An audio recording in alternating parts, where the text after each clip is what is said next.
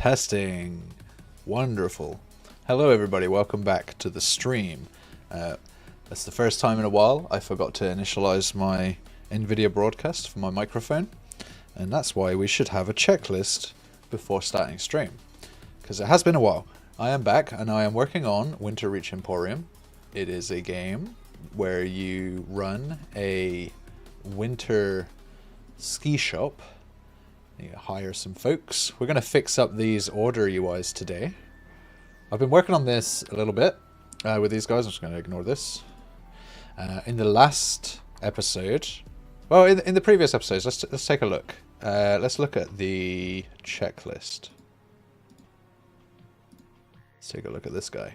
Right, so we did the build catalog, the research tree. We made some generic UI components.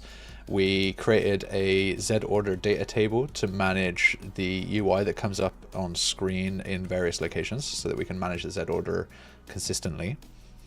We created these main game HUD buttons in the last episode here. They're a little bit pixelated at this resolution, but they look nice in this resolution. Let's get rid of that taskbar. There we go. We also created a slide out carousel, which is this guy. Has some stuff in. When you open up this catalog, which is the build menu that we created, and buy a few things, they will pop up in the list here, which we can close away. There's actually a couple of iterations that I want to do to that at some point. I would like it to either open immediately when you purchase something, so that that's a prompt, or maybe a better UX would be just to have this have like a background glow that's just prompting you like there's something new in here. Another thing that we could do instead of that is we could actually add a notification symbol to just the game in general. So like when there is an order to take a look at, it will appear here, or it will appear on staff or reputation. When there's something to do, that there would be a notification symbol across the game. A couple of other things that we iterated on, this music menu here, this settings menu, and then we've got a quick game button, but I honestly think that that should not be there at all. I think that should just be in the settings menu, to be honest. Okay, so today, let's take a look at the docket. Winterreach Emporium is a little ski shop game where you place down assets in the game, and you have little punters come in and they buy the stuff, and you have like a little cash register, ka-ching, cha-ching, and you earn a bunch of money, which is pretty cool. A little indie team of 4 people. Do we offer mentoring? Yeah, I'm all up for discussing the concept. Probably on stream, to be honest. It would be something I'd be really up for Frostov. So yeah, there's a Discord channel in the description. Jump in there, and we can definitely talk more about that and organize something. We could do basically some live tutor sessions. Like have you on stream, and we'll actually like talk through some stuff. Get you building some UI if you're up for that. That'd be super cool. Okay, so we were just talking about the stuff that we've done. We're looking today at a Modal widget. Let's take a look. Yeah, Winterreach Emporium, mentioned the game. It's made by 4 guys, small development team. Reached out on LinkedIn, wondered if they could, ask for some assistance with UMG, and I happened across that post, and here we are. So we have this order UI that I want to work on today. So we're going to keep that open in a new tab. And there's also a UI from the last stream that I didn't finish. So let's go and take a look at that down here. Hidden in here is a little modal pop-up, which is what we're going to start with today. So a modal UI is typically, you'll see it in a lot of games, right? So let me just bring up the game UI database. A modal UI is something that can pop up on screen and take the user's focus and input. They can't get past this pop-up until they make a selection. And in some cases, a modal UI might even just be like, it doesn't block input, but it does offer you like a couple of options. So it could be like a dialogue in a certain game, or honestly, there's a lot of different options. So we're over here on the game UI database. We're looking at info and tutorial. We're looking at options and menus, modals and pop-ups. Let's take a look at some of these and we'll get an idea of what we're talking about. So here's a great example. It's got a title, it's got some information, and then it's got an accept button. That's a single button modal. We've got this modal here. Data has been saved, and then I think you press any button and then this will go away. Got some little pop-up full screen modal here, basic tip, title, description, action. So that's cool. Let's try and find a different type with like multiple buttons. Come on, give me a multi-button modal. Huh. It's really cheesing me this time. Right, okay. Let's go to this one. Here we go. So you go to save your settings and you get a pop-up in the middle of the screen. And you leave in your settings. It says, hey, do you want to save your settings? You say yes or no. That's a 2-button modal. So modals, they have similar features between them. Often a title, description, and some options. And, you know, an appearance, right? A widget appearance. So there's a couple of elements that we can standardize to create a modal system. We need a widget. It needs to accept a variable number of options. It needs to accept some sort of button styling, I suppose, and it needs to, you know, have a graphical interface. It needs to have a title. It needs to have a description. So we can create a blueprint function library event to handle that. So let's go and create a modal. Let's see if they've actually already got one. The one that we were looking at in the design there was an event pop-up. So let's just type in WB event. Nope. WB modal. Nope. WB pop-up. Nope. WB. Let's see what we've got. No. Okay, so what we can do is we can go here, we can scroll down to user interface and hit the widget blueprint. Go to content. You can see here there's not that many blueprints for widgets, which is great. We do have, this is technically a modal. That would just pop up, that'd be great. This is technically a modal to some degree. Some could argue this is a modal, it has an acknowledge button. What else have we got? Order debug, some sort of debug menu. Doesn't look like we actually have one. So we're going to be making that today. We're going to make it from scratch. I don't even know when it pops up on screen, but we're going to make it. Okay, let's take a look here. We have a widgets folder. We have a bunch of subfolders. Let's make a new one. We'll call this modal. Jump in here. We'll create a user interface widget blueprint. We'll call this WB underscore modal. And this will actually be, we'll actually suffix this with modal base. And the reason for that is that we're going to change the class settings to be an abstract class. And what that means is that you cannot put this modal base into a widget. So if I go to the palette here and type in modal, it does not show up. But if I go to the library and I create a user interface widget blueprint of the type modal, which comes with a bunch of features that we're going to code today, if I create a subclass of that, a type of that, now I can go and define.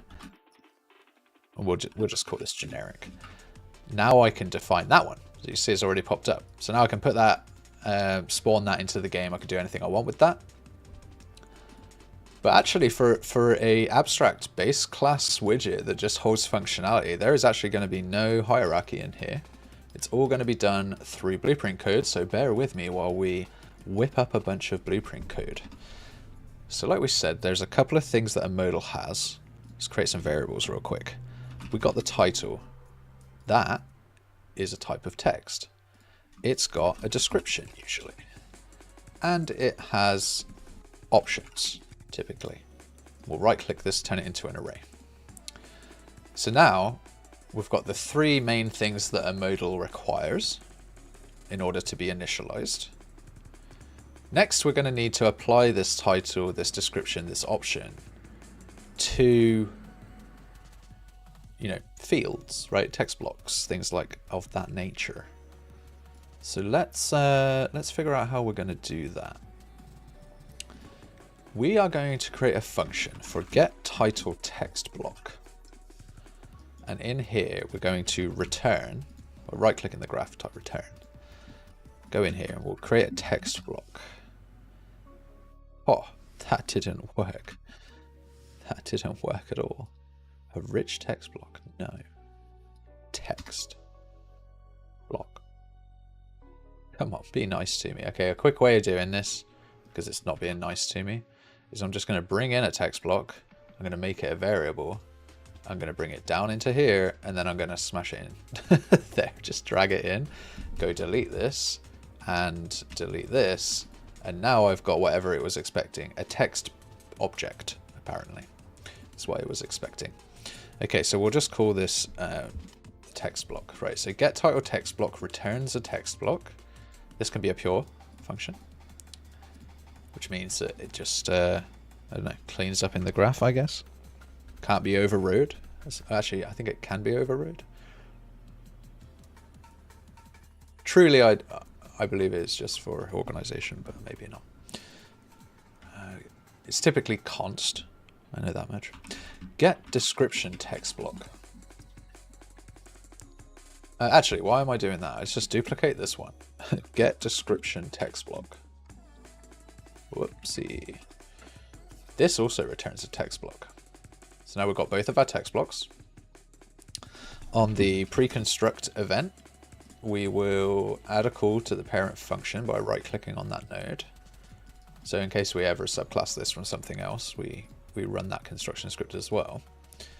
And then we're going to create another new function, which is update text. Or we could just call it init modal, I think will be reasonable enough. And then in the event graph on preconstruct, we'll actually call that init modal. And inside init modal, we're going to do a couple of things. The first thing, we'll create a sequencer by pressing S, and then we'll go and try and get a reference to this. We'll validate whether it exists, because by default it does not. We'll do that. We'll also get our description box and we'll validate that. Using the R key here to create a little reroute node. Okie dokie.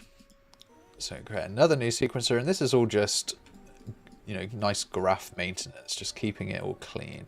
We've got a nice editor graph line here that's done in the edit settings, and we've got references to our text blocks here, and then we're going to for each loop through our options, and we're going to set some widgets up that represent those text blocks there.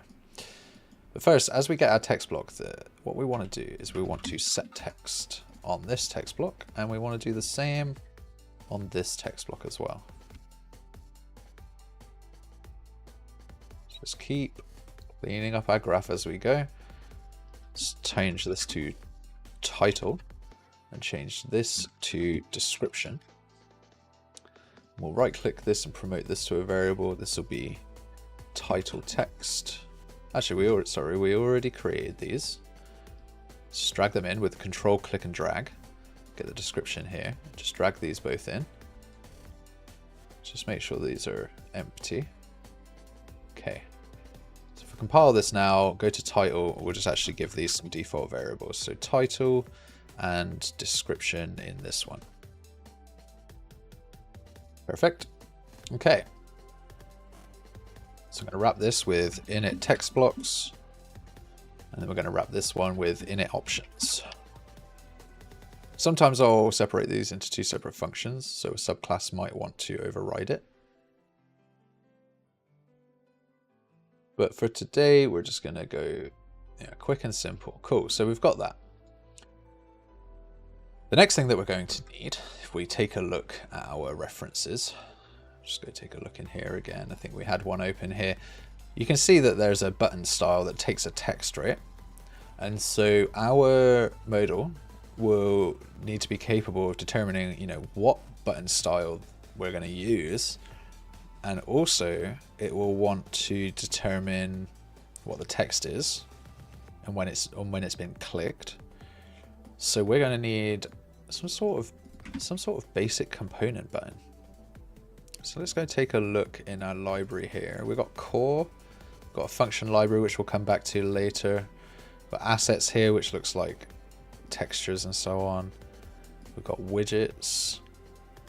Oh, we do have an event widget here. It's just I say that's an actual event. That's fine. Shared. Button generic. Okay, cool. Let's take a look at button generic here. What does it do? Button generic allows us to define the texture, which will get colored. So that's cool. We could create a subclass of this, and we could set the texture. Let's see if that texture is exposed. It is instance editable. Problem with this this button right now is it does not have a content slot for us to do anything with. So what we need to do is add a little cheeky little content slot in here. It's called a named slot, and it allows us to create subclasses and then put data inside of it. So firstly, we've got our button. I'm going to right click and wrap this with an overlay and drop our little name slot in there and just make that full scale and make the button full scale as well. And in that name slot, we're just going to call that content. And that can be a variable, I suppose. I don't think it needs to be a variable, but let's save this. And then I like to add a little pre-construct function in here. So we're just going to make a function for this. Hide unused content slot. And what this just does is it says, hey, this content slot here, which I will lock in the view so I don't have to click it anymore. This content slot, get children, has any children, I think it's called. And then we'll set the visibility of this based on whether it has any children. So we'll do a little selector here. This is just a little quality of life thing, because you'll notice that in the graph you can see the word content, and so when we look at these buttons throughout our game, we'll just see this little content slot here just constantly telling us, like, do you want some content? And no, I certainly do not. Why do we have an icon in there? And what does it do? Find references by name, get image icon, set the image icon to the icon. Right, yes, we have an icon brush, I remember now. So it's in here, we can define an icon for the center of this button. Anyway, so, where were we? We were hiding the unused content slot. So, if this has any children, we'll drop this in here into this selector. I use selectors all the time, I love them. If the content slot has any children, then it will be non-hit testable self and children. If the content slot has no children, then it will be collapsed. And then we'll call that in our pre-construct on our designer here. And when we hit compile, it will simply go away, which is just wonderful. Now, let's go and make a style of a button for our modal. So user interface widget blueprint. Let's type in button, WB generic button here. We've got a research button that we've made previously. This time we've got a button generic here. So we'll select this and we'll do WB button underscore modal style A, we'll call it. In here now we can go and define our stuff, and you can see we've got a content slot here that we can do things with. So we can go into our overlay, stick an overlay in here, we can stick some text in here, we can make that text nice and centered. Very cool. There is a size box in the parent, which makes this a little bit difficult, because we're going to have to... There's a little bit of a problem here. This widget cannot expand to its desired bounds. We're going to need to change how the parent manages that size box there. That size box main is a direct widget width override, height override. What I could do is I could possibly set this to 0 or -1. There we go. So if we set that to -1, it will actually allow the width to be as wide as it needs to be for this text block, which is what we want. Because we are expecting, with text being in here, that it needs to expand in terms of it having like localized text, right? Stick a German word in there, you'll find out. Okay, so we've got our text block. We're going to make sure that we're using one of the cool text block options. Let's take a look at our reference here. I can't tell what type of text style that is, but it certainly isn't this chunky bold text. Let's type blah blah and see if it lines up. It does not. What other font styles have we got? We've got Georgia. Ah, that looks like the one. Okay, and then we've got a color for this by default. This is just a style of many styles, so we can just start styling this now. We've got the blah blah. We'll say button text in here. And then we have, for this button in particular, we have this really cool big shiny looking panel here. So I never know if the content is actually in the project already. So let's go look for textures. My gosh, there are some. There are some. It's HUD paper for crowns. That is not the one. Background tray, HUD tray. We've got ledger headers. We've got ledger paper. We've got inactive ledger buttons here. We've got notes. We've got order background stuff. We've got reputation shop backgrounds, slot tags, research title background. That one looks promising. Let's pop those open. Take a look through all of these. Just comparing to my reference over here, so I'm not re-importing anything.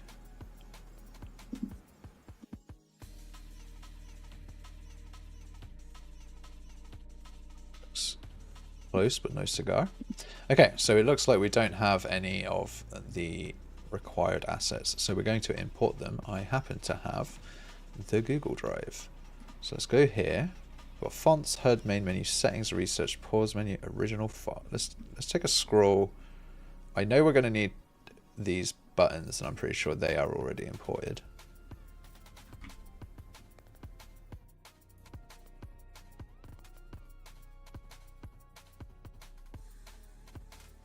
Jumping over here, so it's like a two-line. It's got two little lines on it. That's what we're looking for.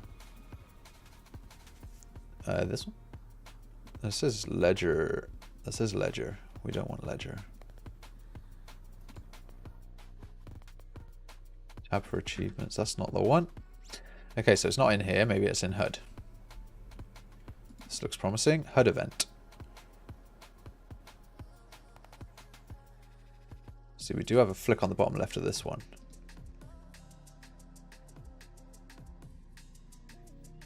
That looks like what we're looking for. Yeah, you see these two top notches in this bottom right notch? Yeah, so this is one of them. And this is the other one. So we've got HUD event leaf. And HUD event leaf small. Which we do have a HUD event in the game, but we haven't imported the artwork, so let's just go and import it into this folder. Let's grab all of these HUD event leaves, download those, and then we'll pop those open in Photoshop momentarily. Rock and roll. This is going to be a modal stream. So we've created the foundation of our modal. It initializes the text title, the text description, and now it's going to create a bunch of buttons. In this case, we're making this modal style A, and it comes with button text. What we should actually do is rename this to WB underscore, what is it, button underscore text. And we'll put this into our shared folder. And we'll make a subclass of this button underscore text, because this is going to have all of the properties and initialization for text. So let's actually make a function. Update text. Create a variable here. Text. We'll make that a text type, and then we will expose that and expose it on spawn.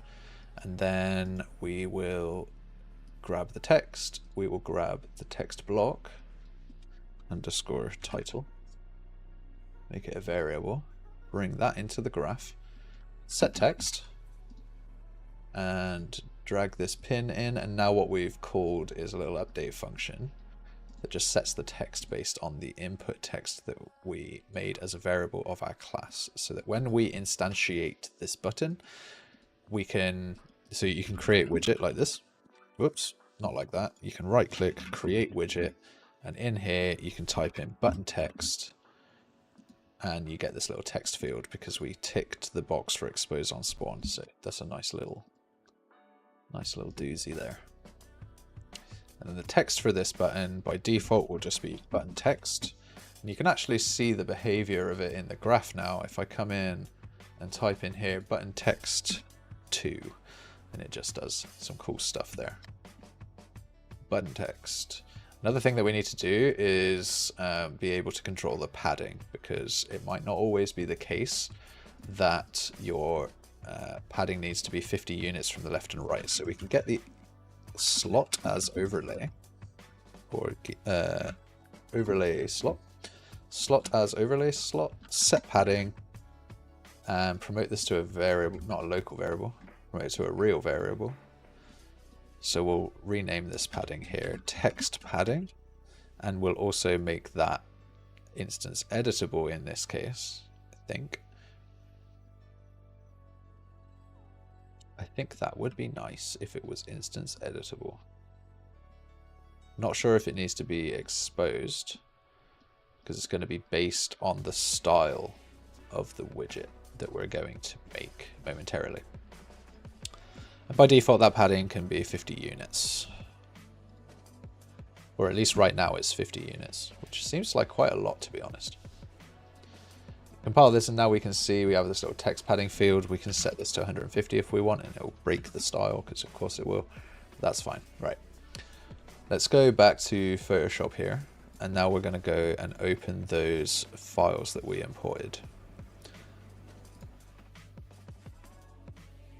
So downloads, drive download. We've got the HUD events here. Take them over to our Winterreach Emporium working files, exports. Just pop them in there and then bring those over to Photoshop here. Happy days. All right, so from here what we do is we edit, image, trim, yes, Control Alt I, and we take these numbers and we pop them over into GPT, and we say, hey, what's the proper power to for this? 1043.177. 1043 by 177. And then it will just go and tell me, hey, you know what? This would be the ideal one for a UE5. And that's just based on powers of 2s, powers of 4s. 1044 by 180. Okay, so we'll save that. And what I want to do now is just copy and paste all of these different variants in here. 1, 2, 3. This one's actually taller, so that's not going to work. Yeah, these two are a different size, so we'll edit, image, trim. We'll take a look at the size of this one, which is 1046 by 268. We'll take a look at the preferred size for that one, which is 1048. Oh, it's already a multiple of 4. Makes sense. I mean, if I don't have to do math, I won't do math. Okay, so we can close these down. Now we can save these out. So File, Export selected into the Winterreach Working Exports folder. And we have small leaf 1, 2, and 3. So we've got small leaf 3. Oh wait, I need to hide the other ones. File, export, small leaf 3. File, export, small leaf 2. And finally, file, export, small leaf 1. Now, if I was a betting man, I would desaturate these, put them in the RGB channels and materialize them so that I could colorize it into this color, so that I don't need to have 3 different textures, but it's just the way the cookie crumbles. So let's take this one, file, export, export as PNG, large leaf. Check out the other one here. File, export, large leaf. Perfecto. Get rid of our Photoshop here and jump back into our shed here. Right, what have we got? We've got Modal. We want to import these 5 leaves. Shift select them, sprite asset actions, apply paper 2D settings. Now they're ready for UI. And then what we're going to do is we're going to add... Oh, what are we going to do? We're going to jump over here and break the original button, potentially, which is something I don't really want to do. Since this button can have multiple styles, it would be preferable if this button had the capability of having an array of images that it can pick from, so that you can randomize it, right? At the moment, the way it works is it just sets the button style from the texture that we've supplied. So it just puts the add texture, which is defined here, into here. We could either override the texture before it gets drawn inside of our button widget button text, or we could say that the root button class can do this. So what we'll need to do is we'll create a new textures array, drag this up here, and then we'll just call random array item on here. We'll just plug that in. What we should really do is ask if that's valid, because otherwise it will complain. So let's move this over.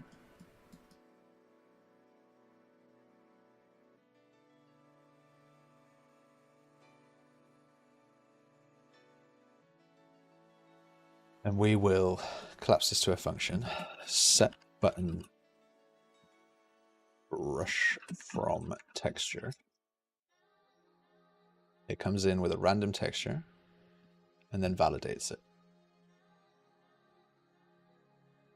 And the reason I'm doing it that way is so that I don't have to add a bunch of extra blueprint logic to handle the case where that image is invalid. So I'll show you what I mean. Second. If in the graph I chose random and then said, is it valid here? And then plugged that into the set texture node like this, this runs twice, right? It runs once here, it was valid, and then it runs again, and then it wasn't valid.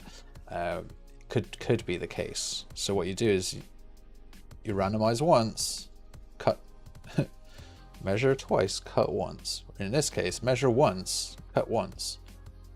And there we go. So that's clean. Happy with that. Compile that. Nice little organized graph.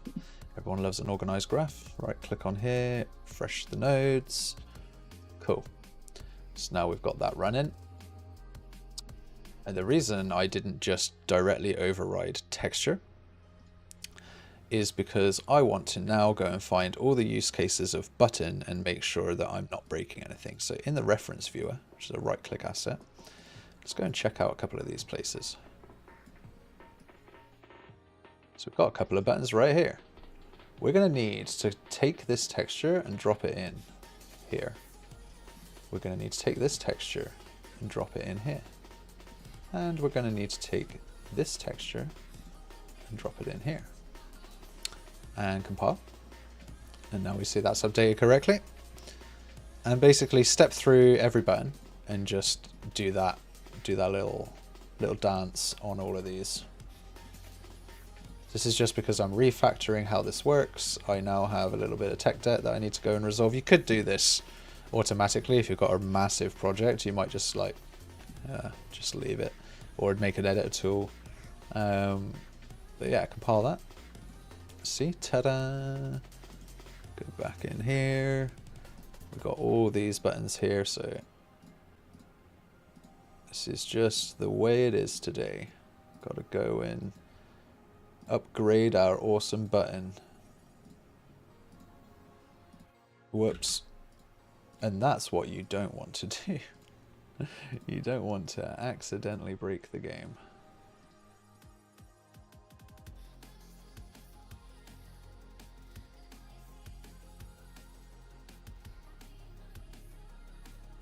compile that. Here we go. Any other buttons in here? Any other buttons? Anyone want to be a button? Are you a button? Nope, you're just a regular button. Okie dokie. Right. So now that I've replaced a few of those, we can double click on this again and it will show us if it's still referenced, which it is referenced because it is still using a button. In the case that you're actually deprecating something, that will actually slowly minimize over time until you get like your last entry and then you get rid of it. So that's pretty cool.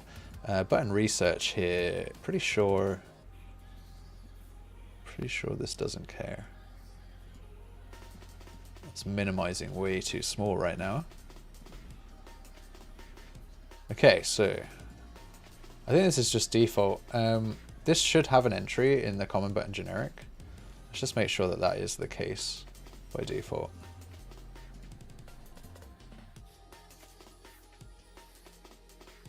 Jump in here. Yeah, this isn't doing its job.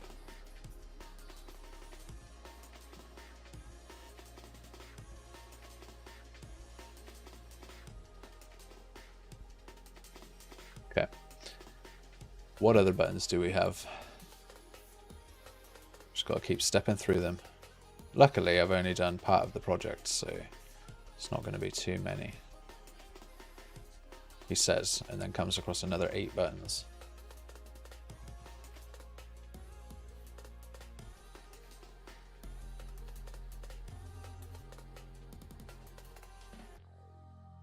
So another option is I could have just done this in the text block, where in that text-based button, I know that I want a special case, but I kind of like to think that this is one of those features that's generic enough that you'll want it in multiple places. So that's where the decision comes from.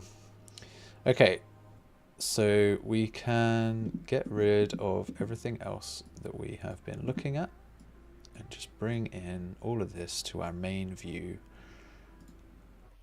Happy days. Off we go to the next step. The next step is picking the array of images that we actually want for this, which in this case come from the Modal. We are using the large options, so you can just drag those in. Donk. Got this. Drag these in. Get 2 options. Press compile. And now we have those 2 options. That's super cool. Size-wise, yeah, size-wise, it's going to be a fun one. Let's take a look.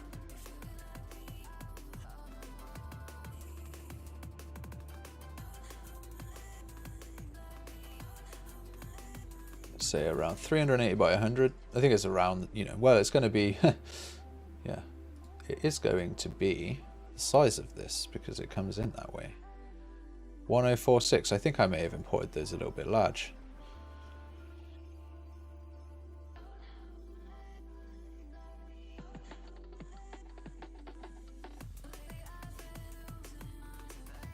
Uh, 268 divided by 2. I just gotta go and check my door.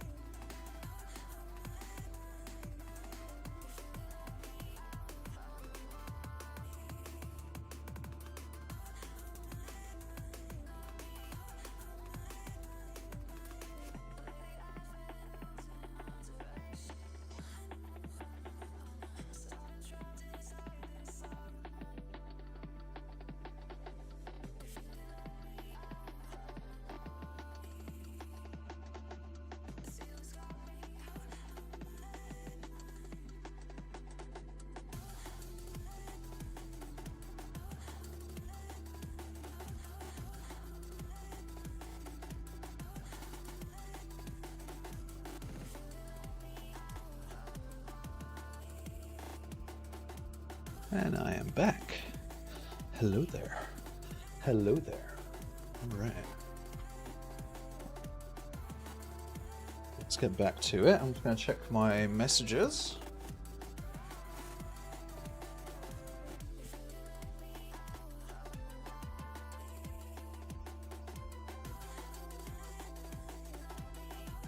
Of which I have none, which is awesome.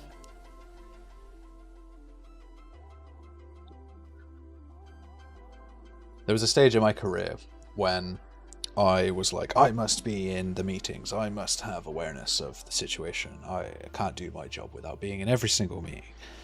Very naive, very young.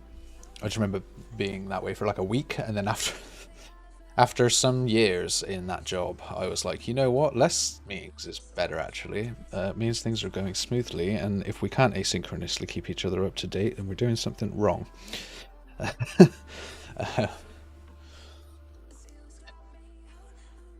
If I'm not being messaged, it's not on fire. Okay, so we've got our button text. We're happy with that. We've got multiple images randomly picking. If we compile or even hit one of these buttons, it will just recompile and pick a different style, which is pretty cool. Right, so now that we know that's working, we can go and deprecate, or in this case, completely delete that old texture, which is neat. Designer here, don't need this open anymore. Widget button text. So we have our modal button for our modal button base. So now we can go create widget. We actually need to go and create. I mean, that is a base style. We should probably abstractify this so that someone doesn't try and maybe come in and actually set that. So maybe we'll copy this, delete this. No, it's just going to go back to its. It's going to go back to its basics. Okay, well, we'll leave it in there then. Should I abstractify this one? This is like the one where the code is. I don't want someone to really duplicate this. So what we should really do is call this base and then extend from it. Button underscore text base, we'll call this. So the reason that I like to do this for the code-based ones is so that people don't duplicate the code-based one, because they're not going to find it, basically. It's not going to come up in the options, right? If I go in here and type in like text, button, it doesn't show up. It's not an option. Absolutely perfect. Same with this one, to be honest. Should not be pickable, so I should really go ahead and create. Oh, how would we do this? Yeah, am I gonna worry about that right now? It is technical debt in the code base right now that this one does not follow the same pattern as this one. This one should technically be called base, and I would need to go through those 6 widgets again and update that code. I am not going to worry about it for now. What I will do is create a user interface widget blueprint. These are the shared. Yeah, we don't want it in shared. We do want it in here. Got our modal base and our modal generic. What we want is our user interface widget blueprint. We want our button text. That's the one we want to extend from. WB button text, and this is for the modal button, or let's just call it modal. And we can drag that into here, and now we can set the text from here. So that gets created. Now what we need is a little getter for the box that is going to hold this. So if I remember correctly, there is a wrap box, and I'm pretty sure you can choose your child flow from here. Yeah, orientation, horizontal, vertical. So depending on what you want there, you can do that. So let's get the wrap box. Just bring this up one, and then we'll return a wrap box. In this case, return wrap box, wrap box. That in there, awesome sauce. And then in our init modal, bring this over a little bit here, and we will get that wrap box. we can make this pure. And if that's valid, we will resume operation and add a child. Oops, add a child to the wrap box. Awesome. And now if I remember correctly as well, we've got the wrap here. I think you can set the inner slot padding, yeah. So there's a couple of variables that we want to play with in this wrap box. We'll want to set the inner slot padding, possibly have an explicit, basically we want to set all the properties of this. Yeah, absolutely all of them, which is awesome. So we'll make a little update wrap box function. Actually, that will likely go in our init modal. We should probably now move this to separate functions so it just reads better. So collapse the function, and we'll just call this init text. I wonder if I can drag this under here. I cannot. Oh, we're just going to clean this up. We're not going to use a sequencer anymore. We're going to change it up. Collapse this to a function, init description. Whoops. Init description. Look that in there. We're going to take this function, collapse this. Init options. And then we're going to have our init wrap box as well. Make that init wrap box. And this is just going to initialize a bunch of options for this modal. Actually, wait a second. Those options are going to be defined by the child, because you can see it. Yeah, no, that's perfect. Either way, we've got a nice bunch of init functions now. I'm going to organize these functions. Just say refs. So we'll just have our getters in there, and then we'll have our init category. Wow, my keyboard. Init, thank you. Init text, init description, init options. Awesome. Close all these down, get the wrap box, get the title box, init the modal, init the options. Awesome. Okay. Let's bring this up here. Okay, so when we're initializing the options, we're going through each child. As long as we have a wrap box, we're going through each child, we're creating a widget, we're setting it in the wrap box. One thing that we'll need to do is, if that is valid, we'll need to clear the children as well on begin, because we don't want to just keep filling it with options. Just bring that over here. Right. Creating those children. That should be fine. That should be plenty. Awesome, awesome. Because yeah, you're going to drop this wrap box in, you're going to define it, you're going to set up your settings in here. It's going to be totally fine. Awesome. Okay. Oh, 2 seconds. I am being summoned again.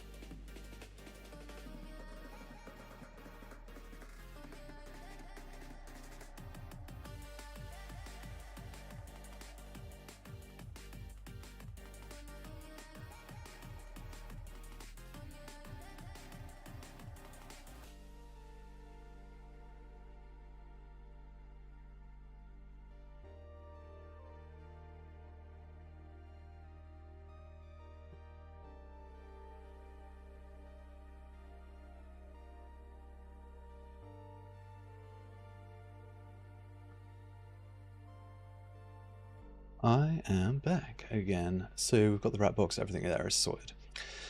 That's all of our functionality. Let's take a look at our generic modal, and let's go and take a look at our style one more time. So we do have these leaf like sort of like papers that we need. So let's go and find that asset in our drive.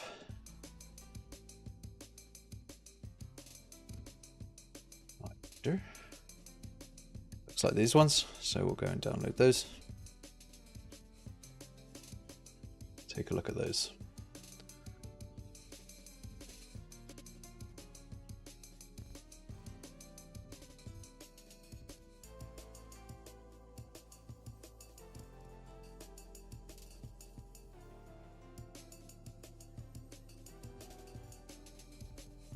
Pop those into Photoshop. Edit. Image, trim. Alt Control I, 1186 by 984. That might be fine, but we'll double check.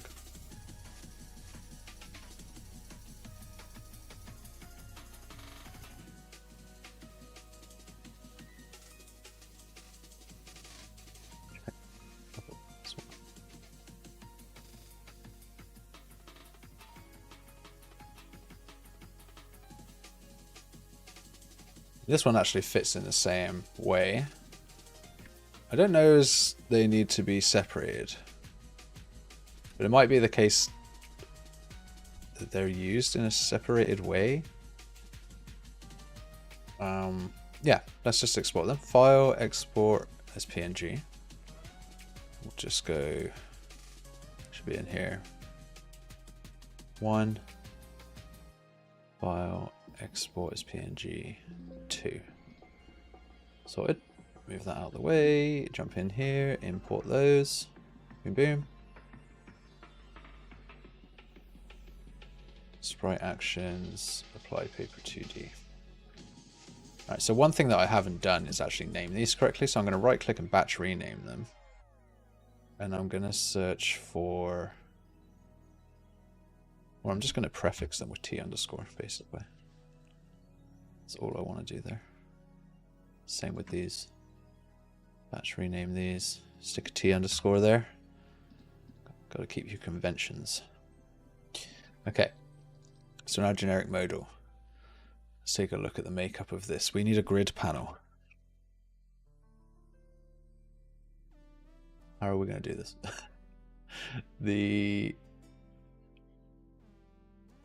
Yep, we're going to make a grid panel. We are going to make a scale box because we don't want to miss-scale those images, and we're going to stick an image in there. In fact, we're going to stick 2 images in there, so we're going to get an overlay. We're going to stick 2 images inside this scale box, and this scale box is going to span the full span of columns and rows. Once I decide how many rows there are in this grid panel, it's going to span the entire thing. And then we're just going to set those images. So let's bring them in. There you go. And then just double check our reference design. It seems to me they are in the correct order. Very cool.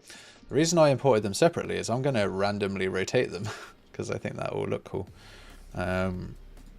So we'll just name these properly. Image BG1, image BG2. And the reason we're doing them in a scale box is because if the size of this widget changes because of...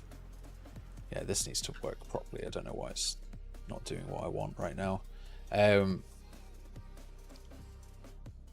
If the width of this changes because of a horizontal box that's like really wide with like 6 buttons, I want this to scale uniformly. I don't think I want to stretch it. I don't know, maybe I do. Let's take a look. In fact, let's wrap this with, let's do this differently. We'll wrap this with an overlay. We'll stick our 2 images in here. Make this overlay full size. And we'll make these images full size, but we'll set them to be box wrapped At 0.5. Yeah, no, so you get these gnarly kind of dealies going on. Yeah, that might do it.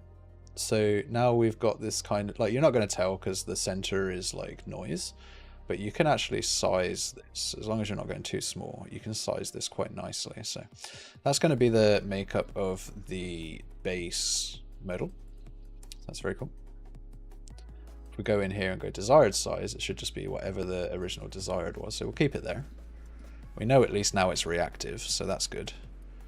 And then in this grid panel, we're going to add all of our text blocks. So we're going to have our first text, which we'll call text title. We'll make that a variable. We'll make our text description. That's already a variable. And then we'll have a wrap box underneath, which is our wrap box for our buttons. We'll make that a variable. And inside that wrap box, we'll have an inner padding of, say, 20 units. And we will be aligned centrally, horizontally in this case. Cool. Okay, so center align this grid. Let's get these images behind our grid. Let's get our text block description down 1 and our wrap box items down by 1 as well. And then in our grid panel, we can define the column fill. So you should fill, you should fill, you should fill. Grab these, say they're fully justified centrally. You are fully justified, but your entries are centralized. And then for the grid panel itself,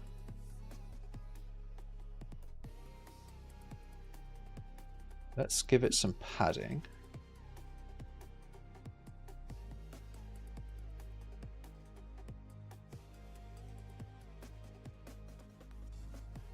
So it can't be anywhere beyond that, which is fine. Row fill. This might actually be the one that I wanted. No.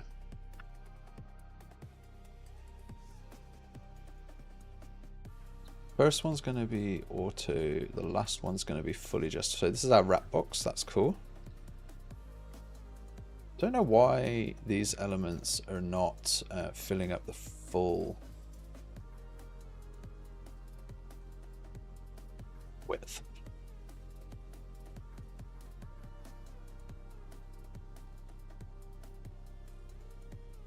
Isn't that interesting? If I get rid of these, are we good? We're good. Okay, that's all we needed to do. Okay, so let's get these. We are building this little window here, so let's just keep building it out. Let's just keep building this little event window here. It's a happy little window. Okay. So, one thing that I forgot to do in the parent was actually set the styling, but for the button, but we'll figure that out momentarily. Boss font, stick a boss color in there. We've got our smaller font, which I think is Georgia.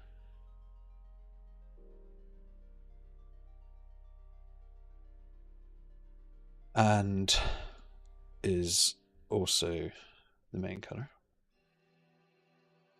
And then as for padding, let's get some padding in there.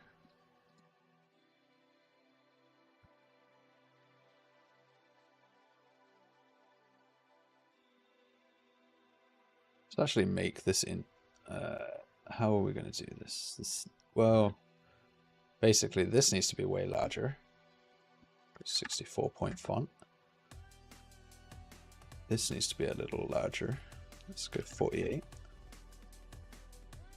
It wants to be left justified by the lurks, which is cool.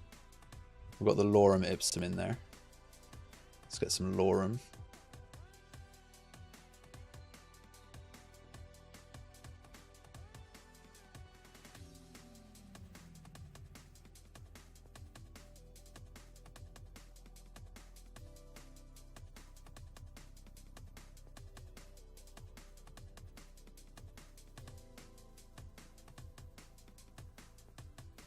Now we can see it's actually pushing out the size of our super responsive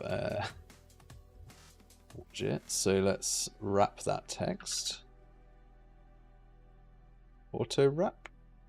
Are you going to be nice? No, you're not.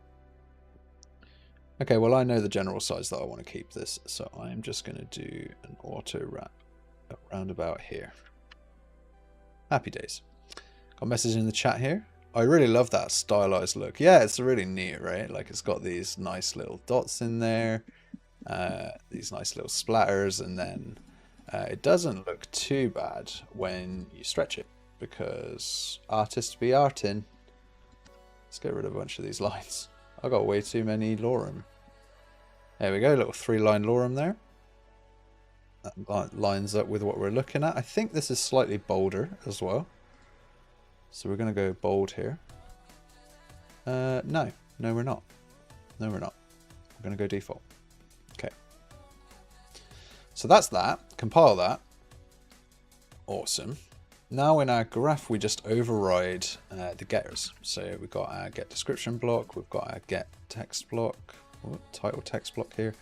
Let's actually go and put our lorem ipsum in our modal base as the default description, because I think that's going to help. And then for this button class here, we actually want to promote this to a variable, to a button class variable, and then change all of these to be visible.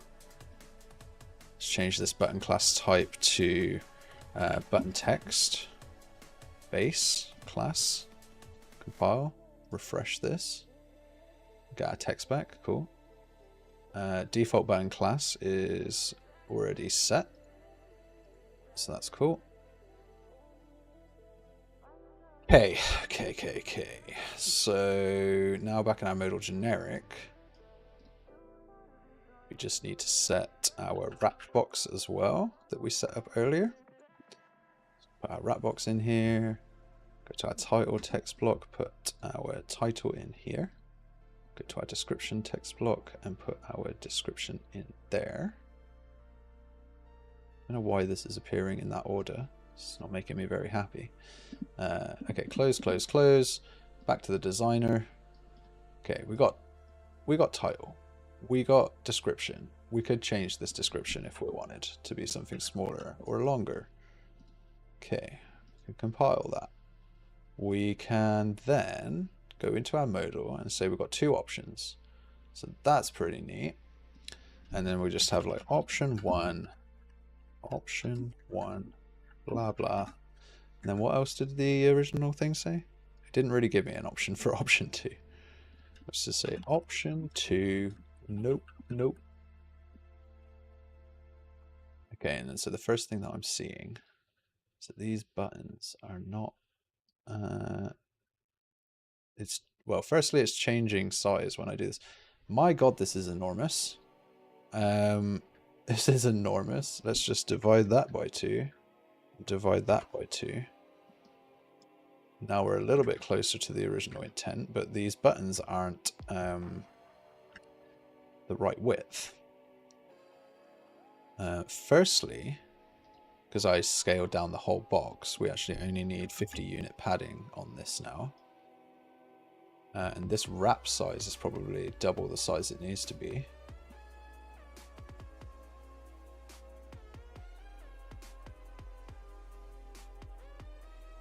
Get these wider. These two images here need to be a little bit bigger.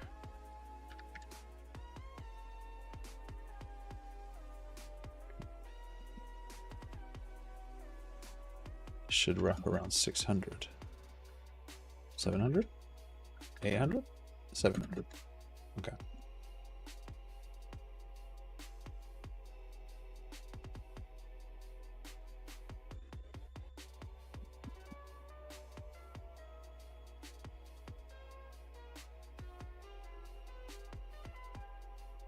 Going on.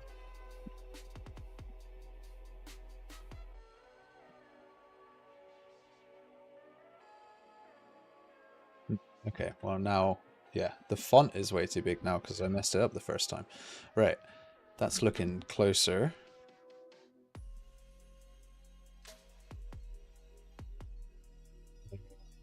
Our buttons have too much padding between them, which is awesome because I can just go in here and I can just say, hey, no height padding.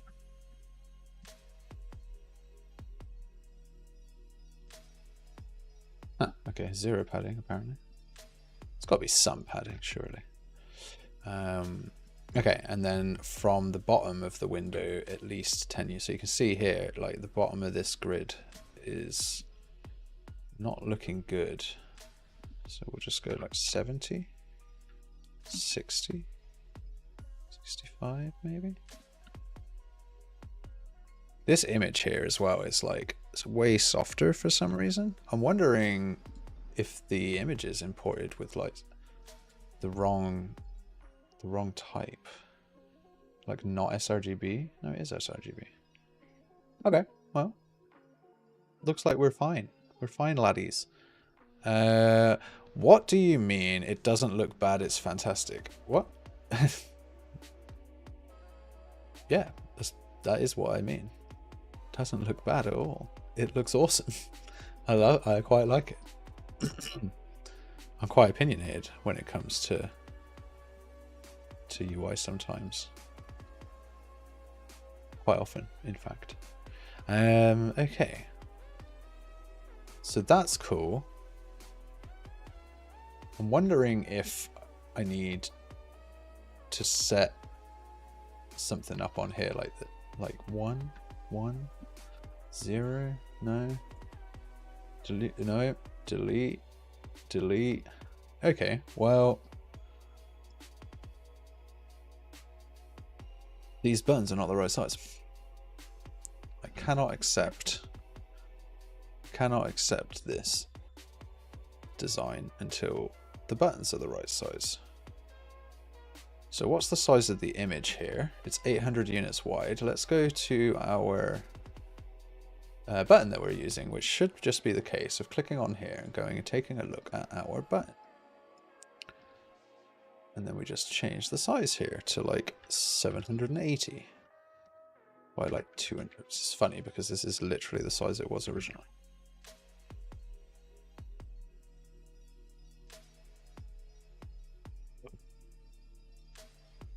It's getting more wonderful by the moment, by the minute.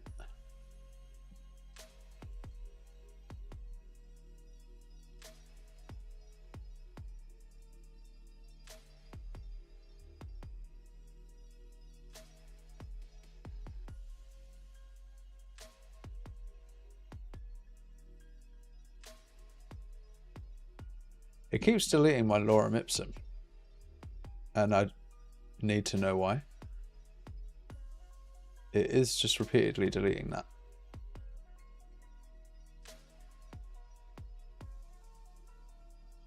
Now I know why. Because it's in the default here. There we go. All right, cool. That's the beginning of our modal button. Now let's create the functionality that actually summons that modal. So over in our main HUD? No. Event? No. Build tray? No. Wrong again. Wrong again. Wrong again. Wrong again. Where is it? Widgets. I might be looking in completely the wrong place right now. Icons, icon renderer, fonts, core. Haha, core. That sounds like a reasonable place. Okay, so now we request modal, and we do that with a title. We do that with a description, and we do that with some options. Oops. Options, which is an array. I don't think you can right click on this now. Okay, and then a button class. Actually, we don't even need to do the button class. It will just be the modal class. So it'll be a modal widget. base class, single, probably the first thing in the list. And we can give that a default, and I think maybe we should. Just click on here. You are not going to let me define a default for that. Okay, fair enough. That kind of sucks. Would have been nice to define a default for that. Okay, need some more music. We're an hour in, I think. Yep, we're an hour and 12 minutes in. Okay, so as long as this modal class is a valid class, then we are going to create... Whoops. We are going to create a widget. A widget? A widget. Which...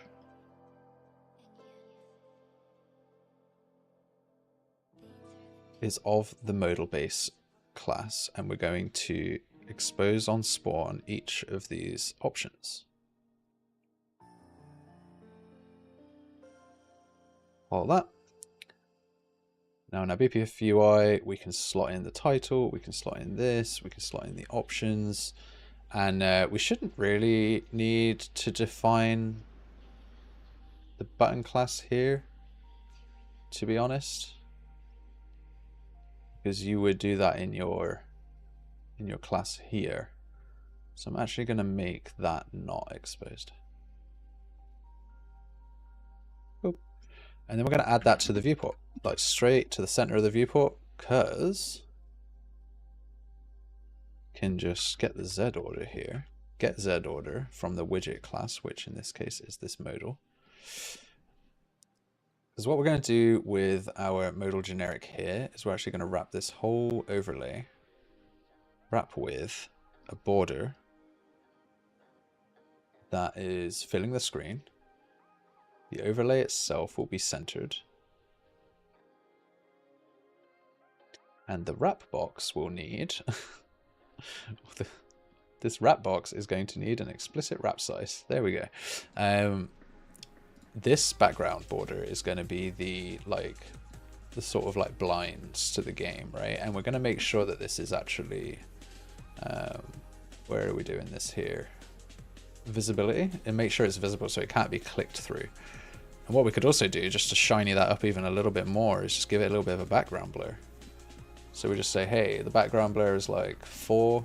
Well, the lower the better. So we'll go 3. Awesome. So now that's our first sort of like full screen mode. It's massive, but it's enormous in comparison to what I'm seeing here. So I might need to go back and do some redesigning. What size is this right now? 1920, and then it goes all the way up to 1080, and then it's just huge. So we need to reduce everything down again. I think this is way too big. Let's go 48 on here. Let's go 24 on here.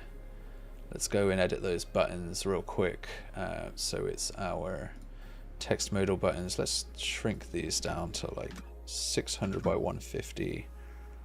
Let's go back to our modal generic and play with our images here. We'll go like 620. Is that going to work for us? What size did we go here? 600.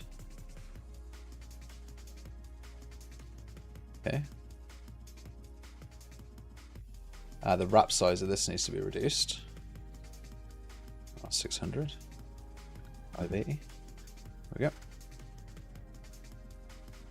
That's going to feel a lot better on screen, I think. Yeah. Yeah. Yeah. Right, compile that. Right. So back in our BPFL UI, we added a modal widget class to the viewport, and we have this get Z order, which is a data table that we made, where we can add, in this case, we're just going to say modal. And here we can say modal generic. Oh no. Oh no. I'm gonna have to define every single one because I made it an abstract class. Yeah. I made it an abstract class. Either way, we're going to set this at 13. Actually, no, it's going to be behind the pause menu. Disclaimer, fade to black, pause menu. It's going to be 9.5. So it's going to be 10. This is why I do this in a data table, so that you can now go and organize these. So we want pause menu above this. So pause menu becomes 11, fade to black becomes 12, and disclaimer becomes 13. Nice. Alrighty, rock and roll. Let's go back in here. Yeah, that's fine. No, it's not. Back here, I think when we request a modal, I think all oh no, wrong one. What? I can't pick modal here. Oh, I can pick modal here. Amazing. So you got WB modal base. So we can pick that, and that's going to say all children of modal base, which anything you plug in here is, because it has to be. I think, if I remember correctly. Modal class is a WB modal base. So yeah, that goes in there, and happy days. That picks the Z order. All modals are going to be at the same entry level. We go in here.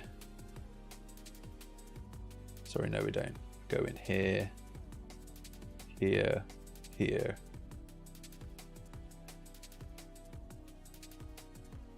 Modal base. Maybe I can just pick it. Where is it? Modal base. Go in there. Thank you. Hopefully that works and doesn't give us errors. I'm going to bring up the output log here on the left side of my screen, just to keep an eye on it as we hit play soon. Okay, next, in our modal, when we create each of these buttons, we need to bind to the button being clicked so that we can trigger events from that. So let's create a matching function. We'll say on option selected. And we'll make a little event dispatcher here. Oops, did the wrong thing. We'll make an event dispatcher here. So on option selected. Option selected. There we go. And we'll add a little integer to this called index. And we will call that, and we'll just do this. So what this is doing is it's creating an event that we can bind to when a button gets selected. It's called when we initialize the options. So whenever you click a button, this will trigger. The blueprint function library, when we request a modal and it creates one here, what we can do is bind option selected and drag this event into this input block and compile that. And now what I can do is, now what I need to do is actually go test this. So, for example, firstly, we will need to go in here and remove from parent, say branch in here, right to variable auto remove. We'll remove on selected. We'll make this an exposed variable that could be part of our function library UI. Fresh nodes, remove on selected. Let's rearrange this up one. We've got our event here. Come over here. What we need to do is actually return a reference to the modal that we created. Days. And what we also need to do is, if that failed, we go here. We need to make a little success boolean.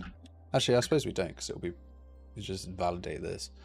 Okay, that's our modal system that I like to make in 90% of the games that I go in work on. Okay, so we have a little modal system. Happy days there. Let's go and actually get one of those summoned. I'm going to summon it directly from this button just to test. So when this button gets released, rather than doing that, let's drag over here and just go request modal. The title is test modal and the description is you have been tested. And the options are make array, sure thing boss, and name. It will remove after being selected and it will trigger this custom event on option selected. On option selected. And it will switch off of this. And it will say something like, I don't know, we'll just print some stuff to the screen. We'll say hello, and then we'll say goodbye. Goodbye. Goodbye. Goodbye. I can't spell. And actually, when this one gets selected, we will... Actually, when either of these gets selected, we will continue with the game. Why not? Okay, so hit play. And crash. No. So I hit this acknowledge button and what we're expecting to happen is a full screen modal overlay will appear. Which it does not. What bit didn't work? What bit broke? Did I not pick? I don't know if I picked a widget style. Let me go check.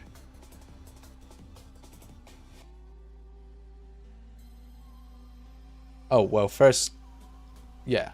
Disclaimer, acknowledge button, press the, yeah, I didn't pick a modal class. I'm going to put a print string on there. Widget button, modal. Yeah, we can actually still pick modal base. That's ridiculous. Did I not make modal base?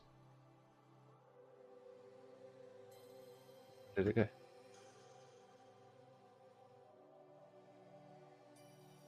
go? Where did it go? Modal base. Graph. Class settings. It is an abstract class. Apparently you can still pick it. Doesn't really matter then in that case. Anyway, I should put an error log in here. Print string, error, no modal widget class selected. You could always fall back here graciously or gracefully and actually just pick a modal, but click button, click this button. The only UI, one of the only UI that's higher up in the Z order than my modal is that one. So let's actually just do the function and then hide the rest. There we go. Play, acknowledge, get these two buttons. I need to make the text on the inside of the button non-hit testable because right now it's actually blocking the button press. You have been tested. Sure thing, boss. I don't think I set it to be removed unselected. I did set it to be removed unselected. Amazing. I'm a smart cookie. Why is that not working? Let's go to text modal and make sure, firstly, that this text block is non-hit testable. Let's do that. Graph. Event graph. Pre-construct is still there. That's cool. Here, if we click, we call on clicked. Modal base binds. Oh, right, yeah. Be good if I actually hooked that up. Let's try that one more time. That's why we test.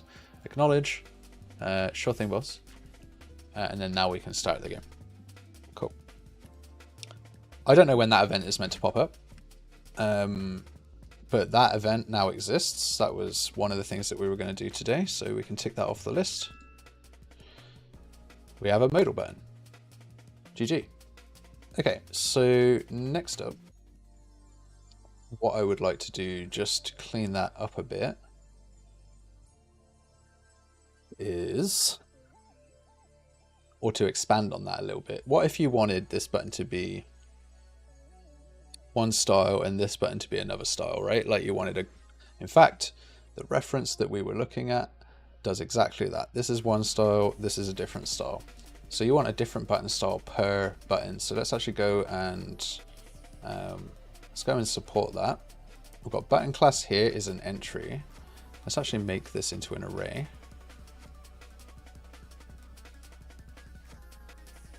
And then we essentially just say if this index is valid in the array of options, then we will get the reference to it and we will use it as the option type. Sorry, we will promote this to a local variable, L button class. Get rid of my log here. Button class. Again, this needs to be a button generic, or button text, sorry. Button text base. Refresh this. We could always promote this to a local variable as well, L text. It just cleans up the graph a little bit here. Very good. That's the text. What we'll do is we will set button class here to be this option, seeing as it was valid, and otherwise we'll set it to be the generic text modal, which I think is this graphical one here, and then that will be the style that we use. That's cleaned up.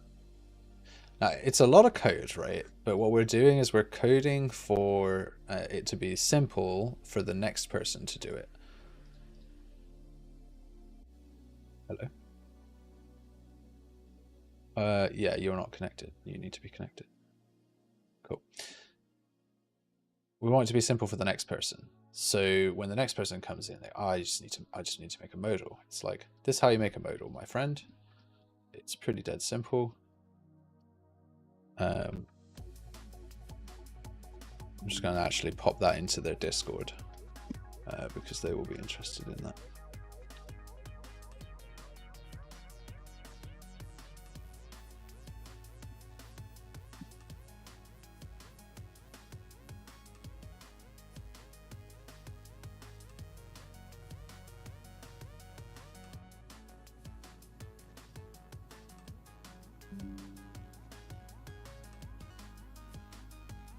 Okay, so that's going to get sent over to them. I'm actually going to commit that now. I'm going to get rid of this. I don't know when the modal is meant to be created. Just make sure this is hooked up properly. Press play. Boo, acknowledge this. Start this. Okay, cool. It's all sorted. Everything still works. I will go and commit the modal.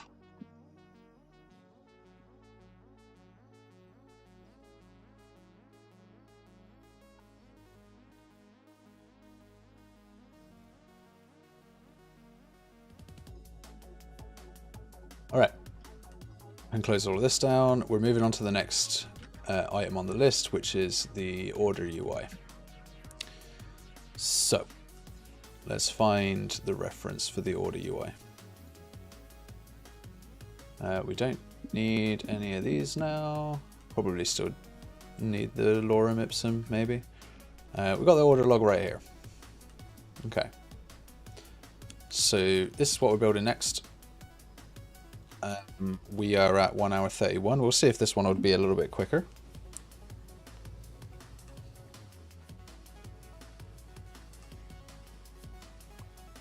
May very well not be.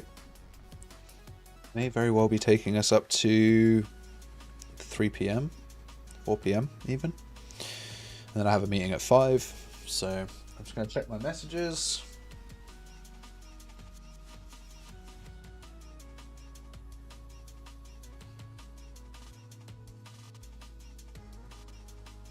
I do not have any, so that's good. It's wonderful. Okay, so I'll have to check in with a few of those folks later on. Okay.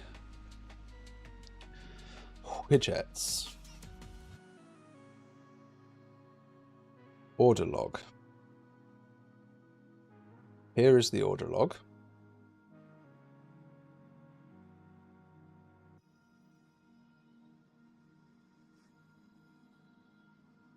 Yes. Looks a little bit different to what I'm seeing, and I'm guessing it's because it reckons that this image is a normal map. Which it is not a normal map. It is user interface, my friend. And this is not sRGB.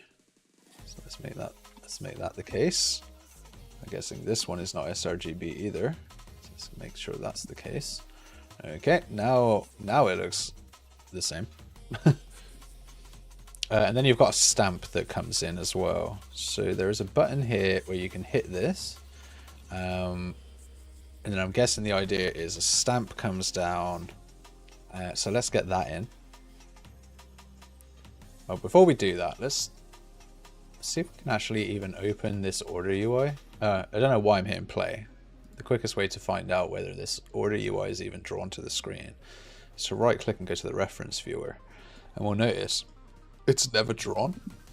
So let's go over to the main HUD, jump in here, scroll down and look for order UI in here. We've got orders, we've got the order manager reference on the player controller who has an order debug widget reference. All right, let's see what that does.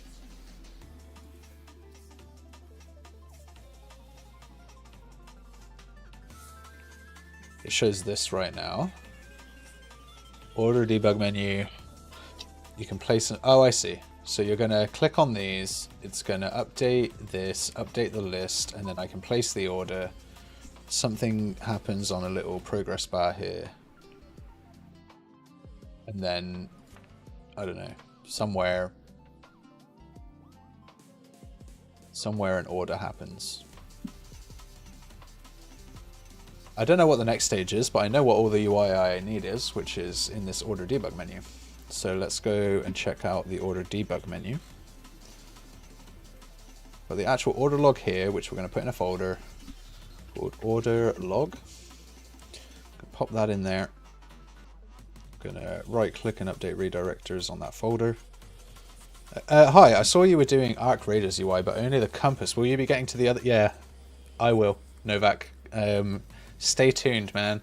I got some cool Arc Raiders stuff coming. I can't wait to get back to that. For those who aren't familiar, and probably watching this on a VOD, because there's 2 people watching right now, I did the Arc Raiders, I started doing an Arc Raiders HUD like homage, because I've been playing that game and I really enjoyed it. And I really enjoy a lot of the UI choices that they made as well. It's very clean, it's very clear, like the UX is, you know, generally quite, it's flawless really. I love the timed like inventory, so I want to do that. I've created my own spline widget, which I've actually, it's like a plugin that I've built for my own company, and I used that in this project, and I built it because I wanted to also do some Outriders stuff. So that right, and they're colored, and they don't grow, but my one will. My one has like UVs that will allow it to animate and grow, which is just like a fun choice to show. And then it's got like those, you know, those typical like 3 stripes with the one that flicks off. My spline widget can do that. In fact, if I shamelessly plug myself real quick, actually I'm not going to do that. But yeah, it supports all that stuff. I was going to go show you the plugin, but nah. Yeah. I want to go back to that, and so I'll do the player UI, the party UI.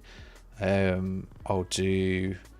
I want to do a division style HUD panel, just like a 3D like weapon HUD panel. I want to do that. Yeah, I want to do it all. Sadly, I'm super booked up on work, but I love working. So tomorrow, Friday, I actually do have free time. So I might just be like, well, I need to finish Winterreach, so I'll probably be streaming Winterreach. And I have a meeting with them this afternoon to talk about that, and then to basically I just want to go through every widget and just clean it all up. Let's get back to the widget. We have these separate order items listed in a canvas panel, but the problem with that is that when I shrink this, I mean, you're never going to shrink it that small. Like, the smallest you're going to go is like here. It's not really a problem. Let's go with it. Let's just go with it. No, let's not go with it.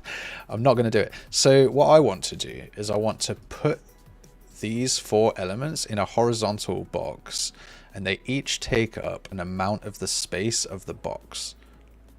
And what that means is I can then list a bunch of options that have exactly the same makeup through horizontal box fill properties rather than through canvas panel layout. So let's do that. Wrap this with a horizontal box here. Get this horizontal box to exist at the extent that it needs to exist here. We will... Where is this aligned right now? Top center. Thanks for the follow, unicorn in a hoodie.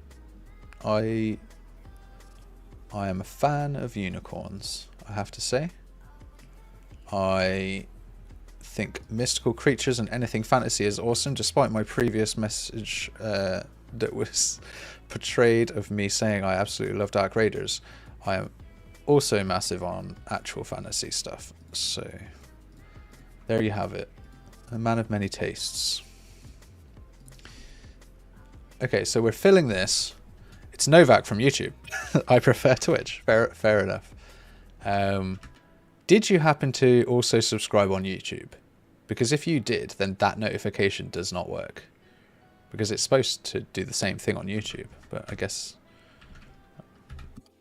not. Unless you just didn't subscribe over there, in which case, why? Why?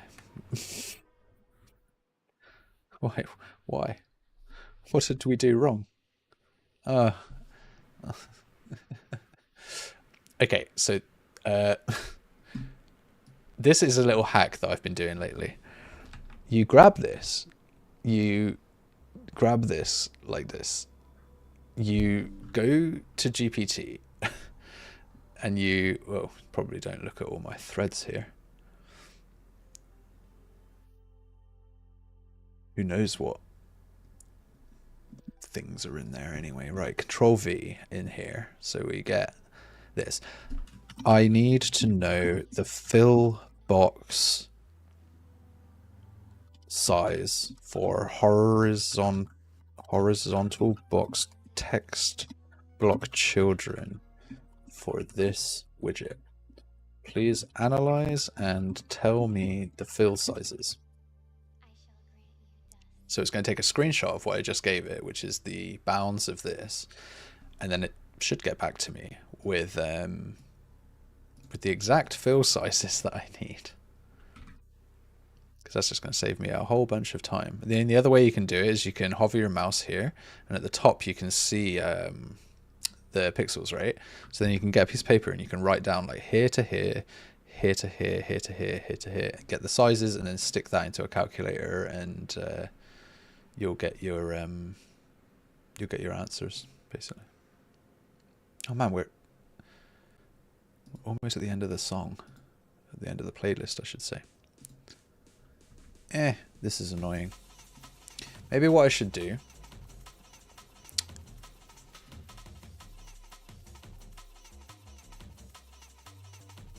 Oh no, it got back to me. Check this out. 0.35, 1717.31. So let's try that out. Let's see if it got it right. 0.35.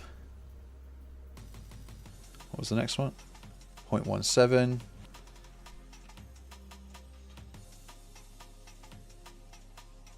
0.17. 0.31. Oh, it was pretty spot on. And look how much time that saved me. Just going to widen these out a little. And then I can just give these internal padding. after the fact, because that is now done. I unsubbed and subbed. I guess it does not work. Yeah, thank you for trying that. I will let the powers that be, which is me and the guy who set it up, know, and we'll fix it. We'll fix it at some point. Okay, cool. So we got bottom aligned, italic font. Just recreating this right now, right? And then we've got like center aligned text on these fellas. So that's that.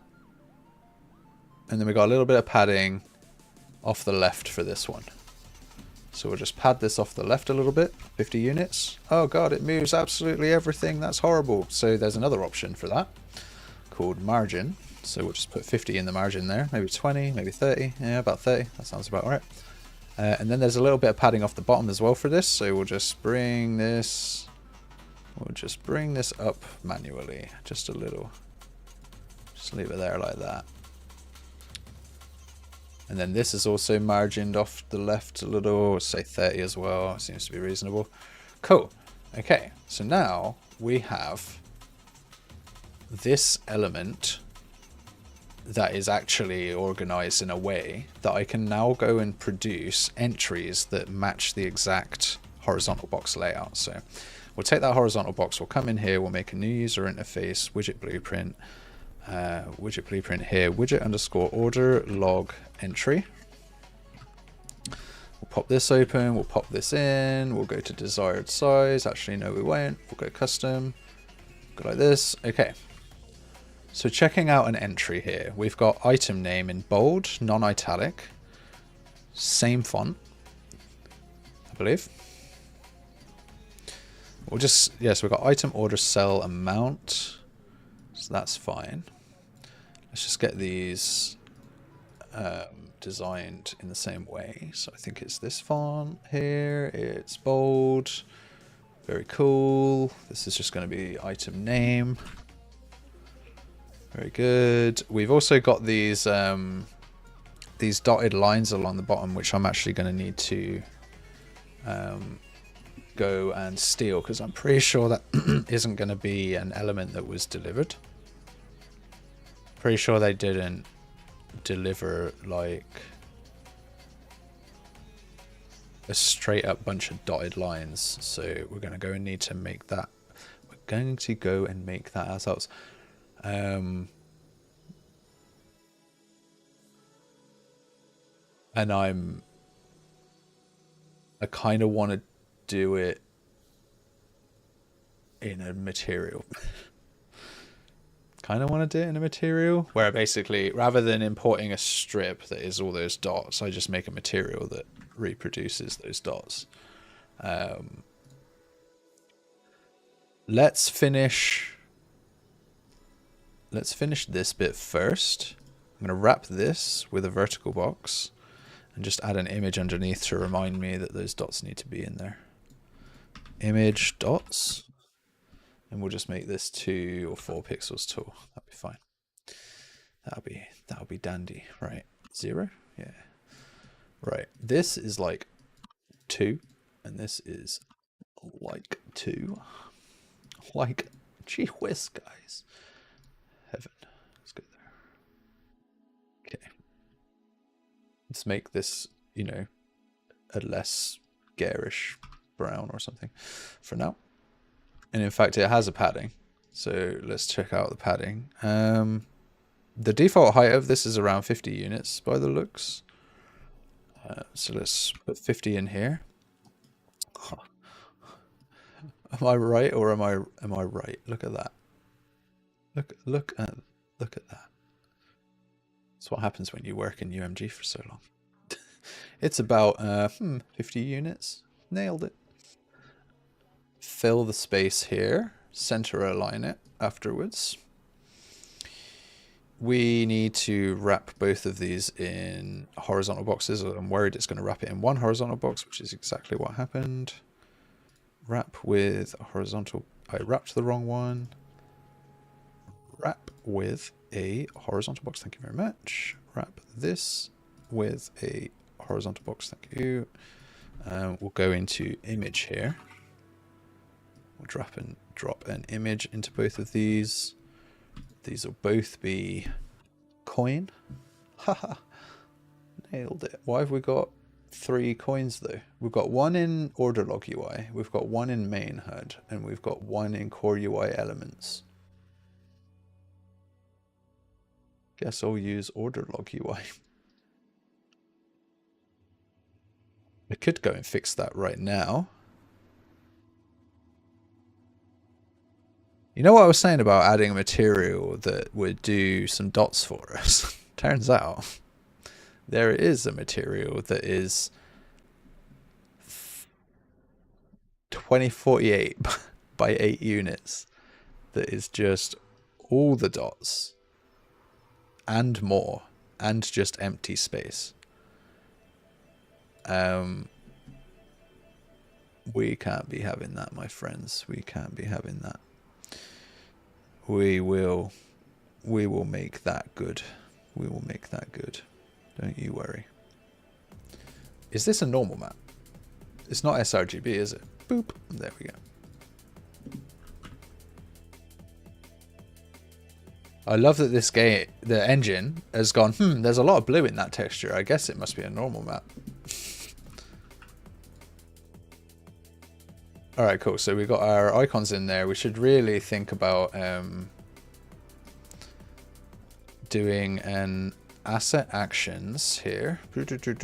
Asset actions, replace references. This is something that I totally forgot to bring up in a meeting the other day. So if anyone from the team I'm working on who was in that meeting is watching, this is something I didn't show.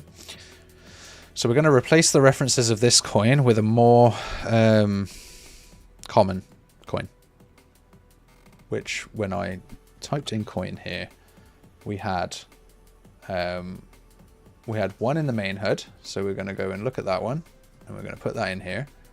And then we had another one. If we type in coin again, we had 1 here. And now we get to pick which one do we want to keep. Hang on. All these core UI elements here would seem to me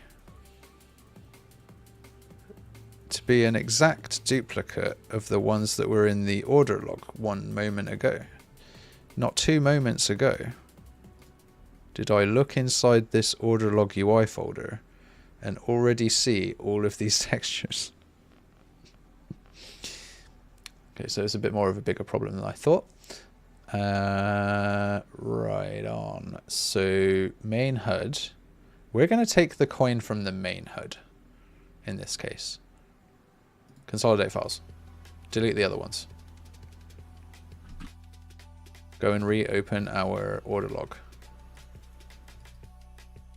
Oh shit, I'm watching from an old account. Yeah, subscribe to me with another one, please. You know what to do. You know what to do, Rico. I worked on a Starship Troopers game. I was a lead designer on it. And then I was a lead technical UI designer and gameplay designer and a multiplayer designer, or developer, I should say. Blueprint.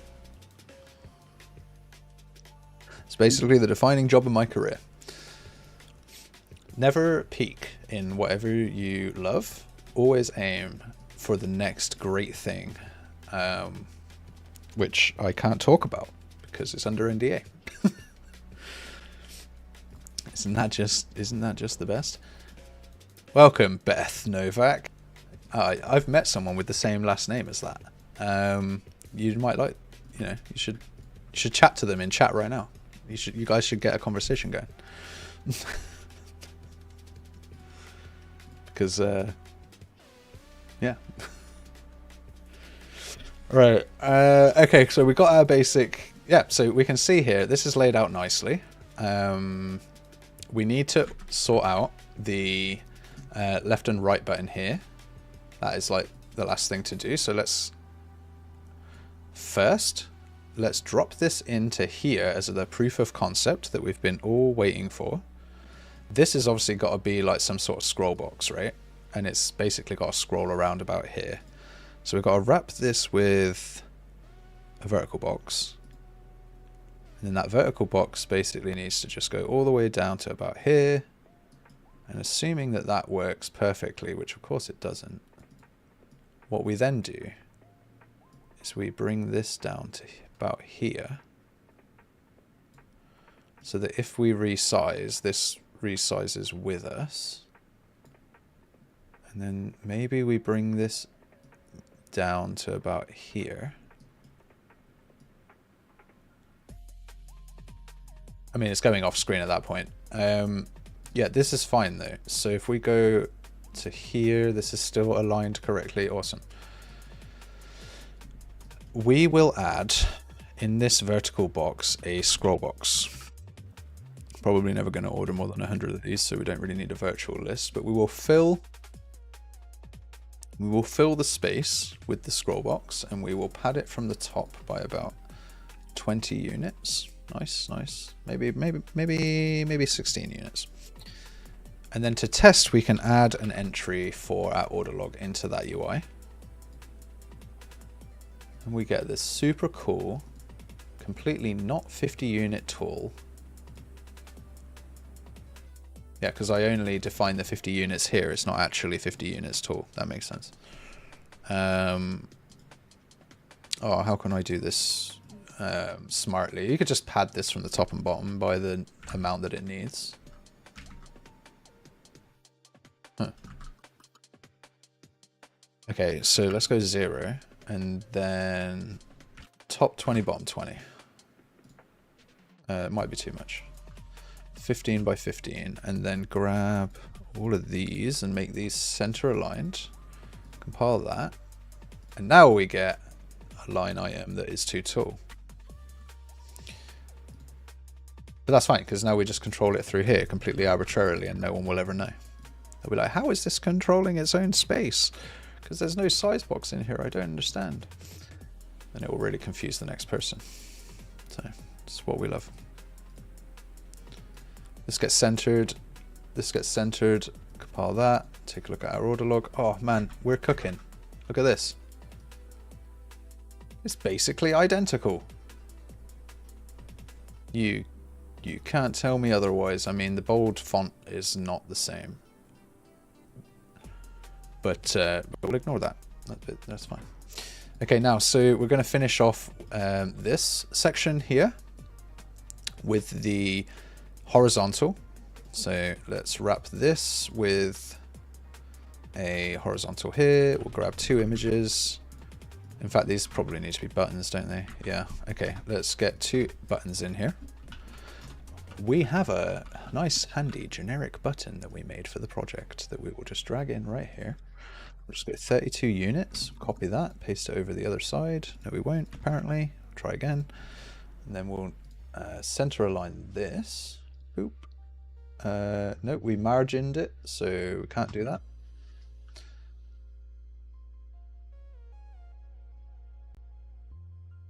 Oh yeah, how are we gonna pad that? If we pad this, it's going to break everything. No, it's not, apparently. Let's just try it. Yep, we're good. And then change those icons basically. So we've got the textures. We are going to go to the order log UI here. I mean, I'm just going to move these to here and then fix these redirectors and delete that folder. There we go. Now we're in the order log UI.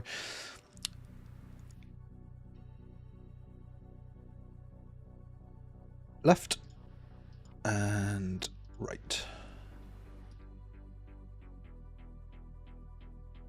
Now we just call this button amount right. Make this a variable.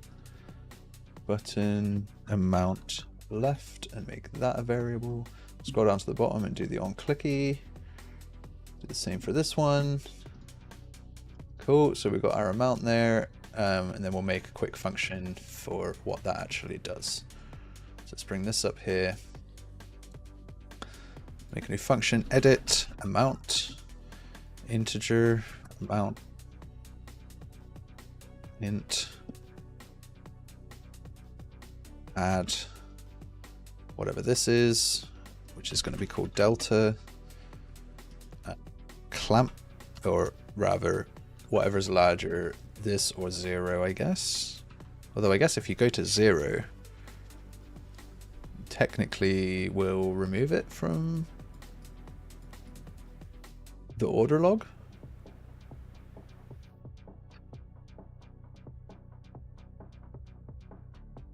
Let's just make that an option.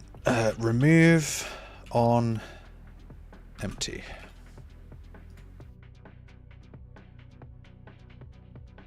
If this is less than or equal to 0, this amount by default will be 1.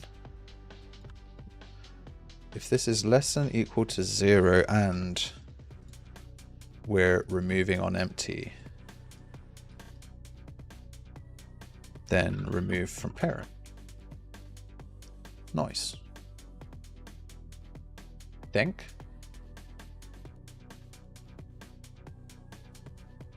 I'm not gonna add code that I don't know if it is even necessary. Okay. Yeah, we don't need that. Right, we got this little edit function. We're gonna edit the delta by the amount. If it's we're just gonna max with 0, so we can't go lower than 0. And then we're just going to set the amount to this number. Just pull off here and use the local version of delta in this case. Okay.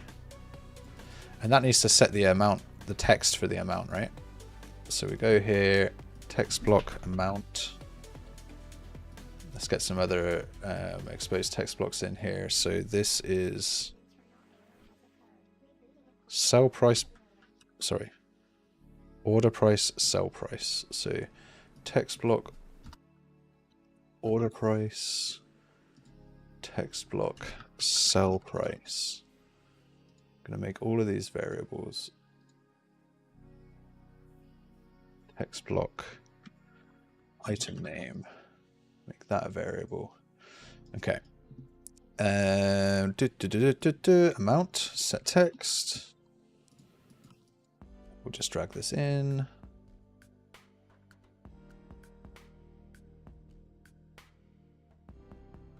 Sorted. Okay, so we compile that. Let's jump into, oh, Nelly, right. We're gonna need to create a bunch of stuff, but we'll start just with getting these buttons working. So we would call edit amount when we're going left, and we would go -1. And we will edit amount when we're going right, and we will edit by the value of 1.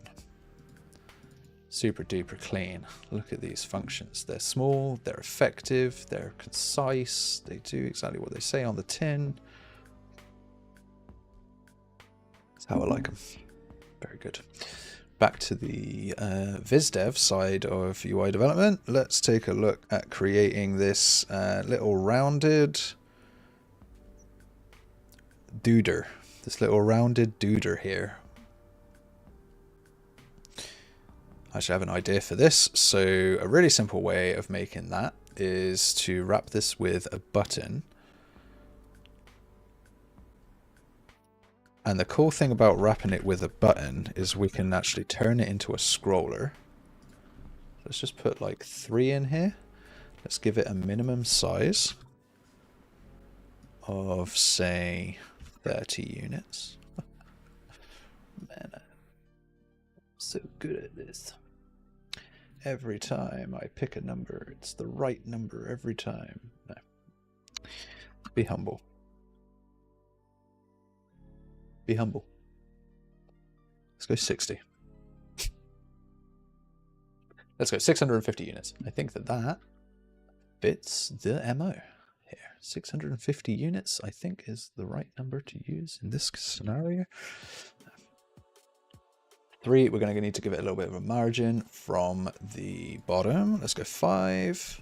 Oh yeah. Yep. Let's change the color a little. I think it wants to be exactly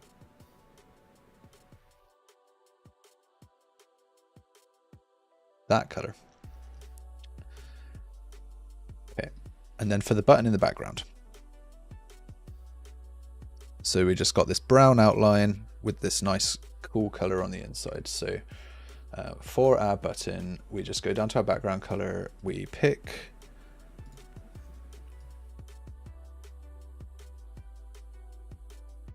from here, so okay, and then we go to, well, in this case we're going to go to normal. We're just going to have to do this 5 times, which is just how it is.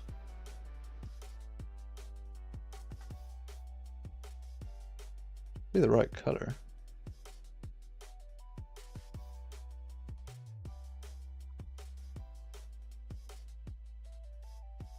It doesn't look right to me though.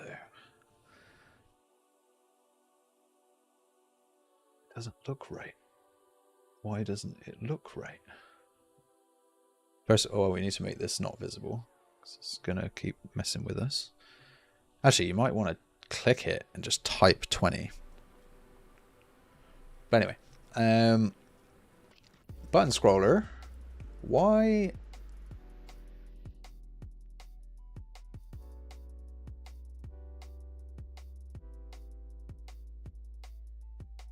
Why?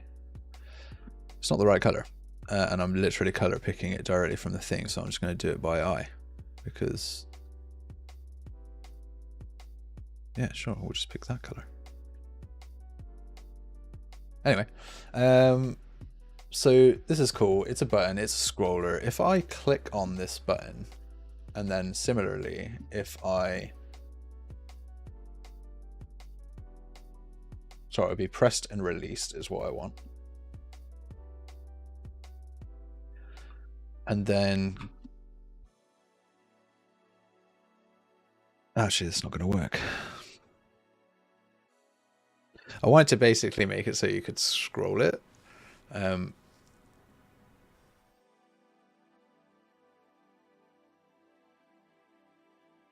But as you scroll your mouse, you're going to scroll away, and then you're going to release, and it's not going to trigger the release. Although I guess it doesn't really need to. No, it certainly does. It definitely needs to know when you release the mouse button. So you could on tick be like, you pressed it, therefore we're going to lock your mouse to the position on screen. I would love to get this working, but it's not critical right now. So we're just going to replace this with a, well, we're going to wrap it. First, we're going to copy the normal style. Then we're going to wrap it with a border. Then we're going to replace the button with the child. Then we're going to grab that border and we're going to set the brush to this. Ta-da! Now the color isn't right.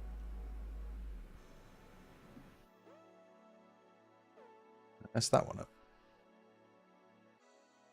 This is an older version of Unreal. It doesn't have the previously selected colors. Anyway, right, so that's that. Go back to our order log, take a quick gander. It's totally the wrong color still. It's like, it's really dark. Why is it really dark? Tint. No tint, please. Yeah. So you look at that. This is like,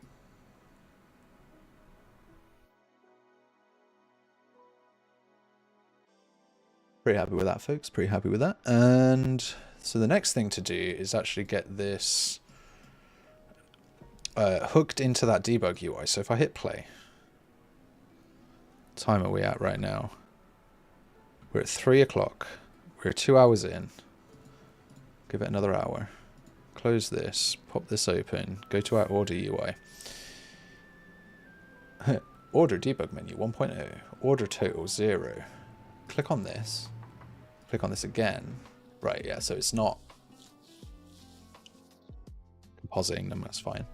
We'll figure that out after. We've got a lot of work to do. Okay, let's get cracking. Let's go and pop open that order log debug UI. So order debug. Here it is. Let's go to the graph. Let us go to the event log and start figuring out what it's doing. Firstly, it's got widget blueprint items that point at items that you can choose, which are all objects that come from this folder. So we're gonna copy this path here. Copy object path. Actually, could we just go to... Might need to store this in a data table, basically. I could use the asset registry to get... By the way, some stuff on the top left is not visible. There's a to-do or something up there. Oh, really? So when I'm looking at this on here... Oh, right. The stuff... Yeah. Unreal Engine. I was like, what? My stream isn't showing my order log? You have to be joking. Yeah, sometimes the stuff in the top right gets covered, right? I mean, I could put it in the top left, but then it will cover the actual, like, some of the most important parts of UMG, which is here. But then, yeah, the entire details panel is literally covered. Maybe I'll just, like... do this? Is that better? Is that UX'd? Did I UX it? Did I fix it in UX? I hope so. You can literally see the next thing that I'm working on, and that's like all you can see, which is pretty fun. But now I can't select it because it's on a different layer. There we go. I could put it here. I could put it here. I don't know, I feel if I go too small you can't read it.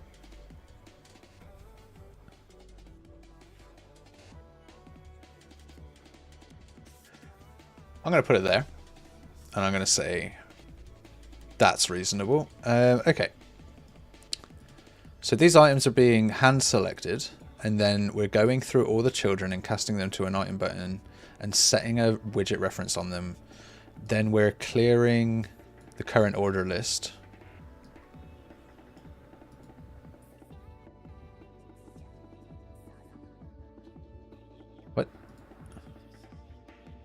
What is the current order list here? Current order list is a scroll box. Current order list. Right, okay, so this is just for previs. So we're clearing that. And then we're clearing the processed orders list, which I guess is this one. Yeah, cool. I don't know how all of that translates over to here, because all I see here is a list of options that you would click, and then you would hit the stamp. The total is going to get shown here, but you would hit that stamp. Is that actually a button? I just realized something. Exit. Yeah. Give me a generic button. Widget button generic. Replace with widget button generic. It's getting really annoying. Background paper. Thank you. Go away. Right. Scrub this tab exit. Replace this with a generic button. That is now called button underscore exit. Scroll down here. Compile.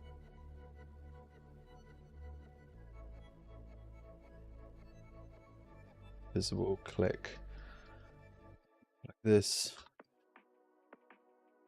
Here, paste or do a button exit, compile, then just move this over a bit, make it a little bit. How use that? 20, 140 by 140. Just make it a little bit bigger. Cool. Okay, now that's a proper button. Just a little bit sidetracked there, sorry. Alright. So this is going to be pretty cool. We'll just put a bunch of these in.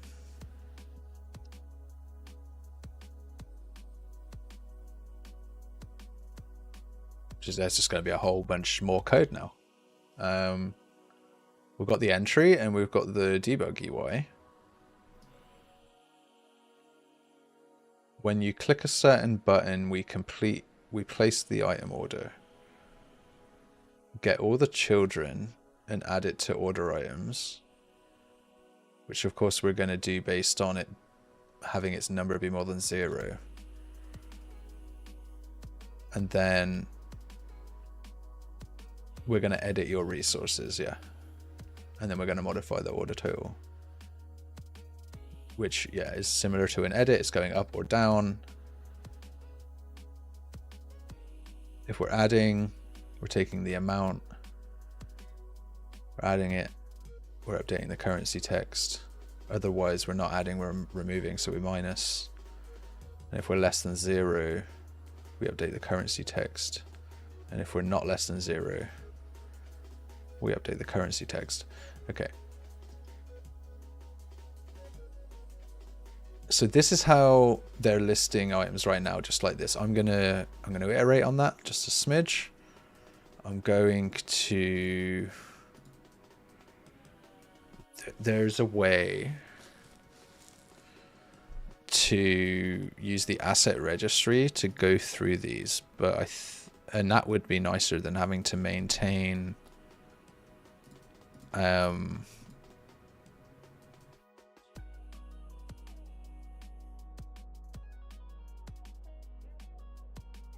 Is this just an object class? This could be a data asset, just FYI. That could be a data asset. Just gonna check my messages while I am thinking how I want to do this. I don't know if I want to do it through a data asset or through the asset registry. I'm worried about using. I'm worried about using the asset registry because sometimes when you cook, it doesn't cook the stuff. But if these were a primary data asset, then you could assign it inside the edit project settings. There's a manager. Primary asset types to scan. You just add it in here, and then it's definitely going to cook. Well, as far as I remember, it's going to cook all of those. And then you can use the asset registry to go find all of the relevant ones and then add it to the list. I don't know if that order list is ever going to change day to day.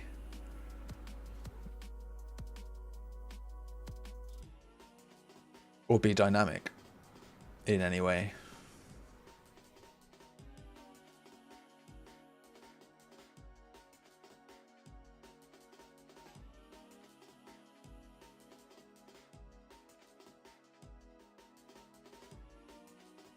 At minimum,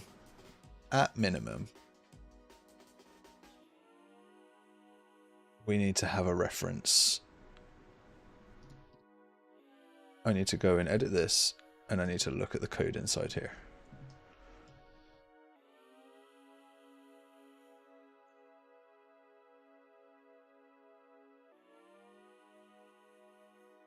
Okay.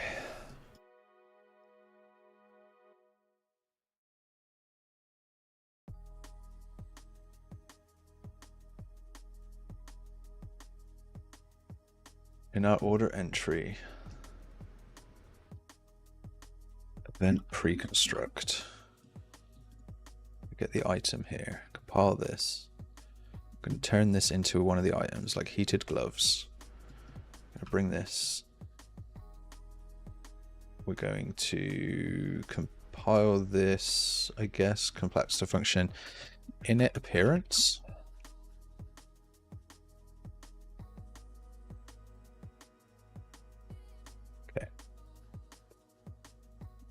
We're going to create an event dispatcher called amount updated. In edit amount, as long as this is not equal to the amount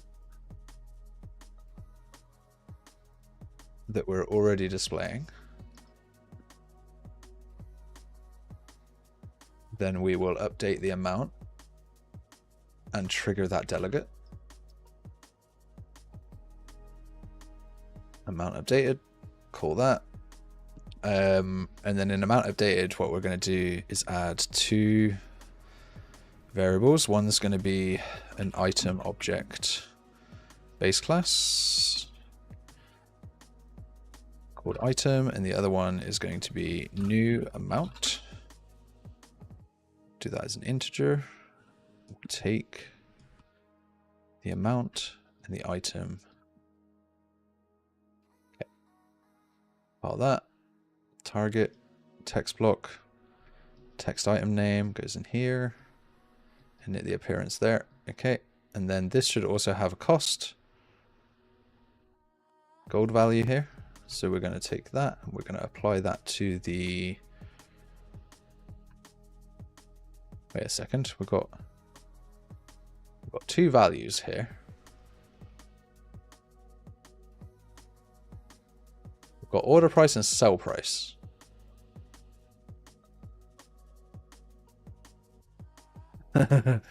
This is getting spicy. I don't know what that means. I don't know what that means. I'm just guessing now. We've got a debug UI. We can place an order. Does this order UI have two functions, maybe? What do the viewers think? We can have an order, we can have an order price, and we can have a sell price and an amount. Does sell price ever change? Does order price increase as I click this up? No, it would stay the same. And this would probably stay the same, but I don't know what it means. Like,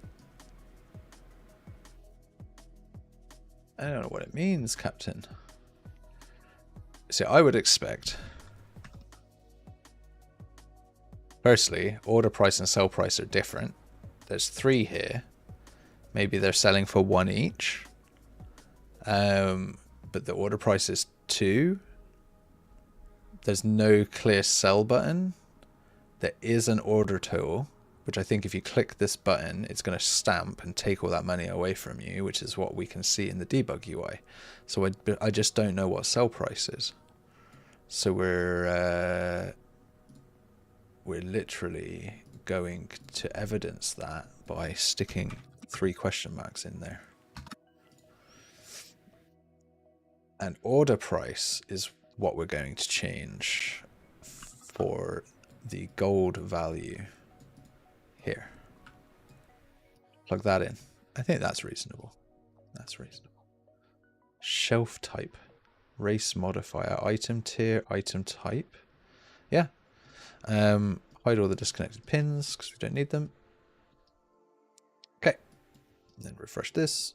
Go to the event graph. Init appearance. Awesome. Come in here. We've got heated gloves. It's worth 50 gold. And then this is the amount. So let's make sure that this is a variable. Cool. Set text. We edit the amount. We do set the text when we edit the amount. The amount is 1, so the text by default should at least be 1, I suppose. Okay. Now,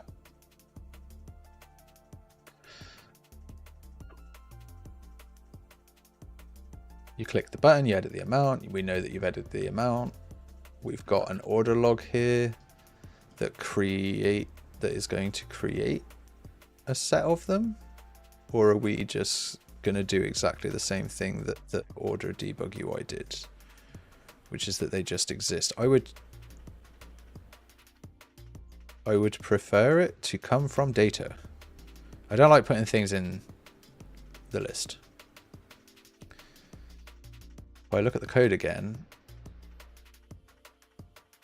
we're just setting it up so that we can add an item to an order. There's no way to remove an item from an order, but that's okay. We're modifying the order total each time. That's pretty cool. I kind of like that. Rather than going through and tallying it every single time, it's just modifying the current one. It's a little bit fragile.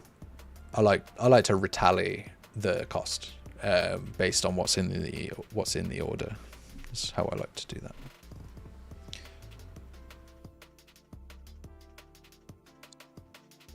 In particular, here's something to think about. I mean, you are adding a widget to the box that you can then go and tally up like what's in that box to find out what you're about to buy. But if I instead just said this item is in my buy list and I've got 7 of them in my buy list, then you can tally up the gold value based on the number that are in your buy list, and then you can draw this from that key map. And I would do a key map in that case. Different ways, different jobs, different days, different solutions, I suppose. Okay, what time is it? 3:30. Well, we might get this done in the next half an hour if we can just figure out what's going on. The order log UI, does it have any comments? Does it have any comments on the task? The order log UI has two states, one to make the order and another to track it. The player can only have one order active at a time. And also the wax stamp on the bottom is envisioned to have an animation where it stamps when the ordering is clicked, which I plan to do. We've got this other UI, which I will use the spline tool for because it requires texture. X days and X minutes remaining delivery income. This is a pretty cool UI to make. I'll probably do that in do the whole thing on a stream at some point. But yeah, it has two states, does it? I only see one state. I don't know what the other state is. One to make an order and another to track it. Oh, this is actually just a mountain range. I thought this was supposed to be like a chart. I was like, that's going to be a really cool UI to make. Nah, we can make that UI today if we have enough time. Okay, order log UI, order log UI, order log UI.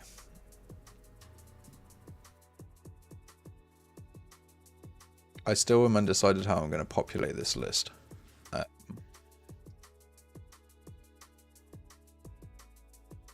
going to start off by just having it as an array in the widget, question mark maybe.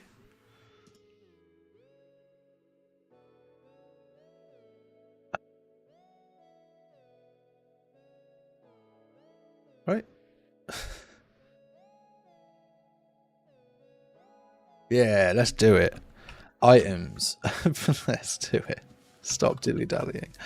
Object item base, class array with a function set items, and then that will set the items here, and then that will call a function called draw items, which comes from set items. It goes in here.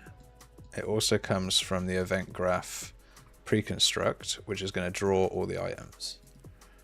And then in draw items, what we do is we grab this, we grab the scroll box underscore items. This is a variable, and we clear its children. And then from there, we go through each of these items. We create a widget from the item entry, item order entry. Pop this array element in here. Add this as a child to the scroll box. And then fill this array 2, 3, 4, 5. Heated gloves, jacket, mitten door, boots. Not object based, that would be a bad idea. Snowboard. Okay. Compile that. And now we have these horrible looking items. I did the wrong one. I did the wrong one. Object order log entry. This one, please. Refresh this. Open this up. Set this item to be exposed. Go back to the order log. Refresh this. Add this. Compile it. Now we have these items. Cool. I love how this awkward alignment, where this isn't centered to this box, is actually the same on the reference. Like the A kicks off the left.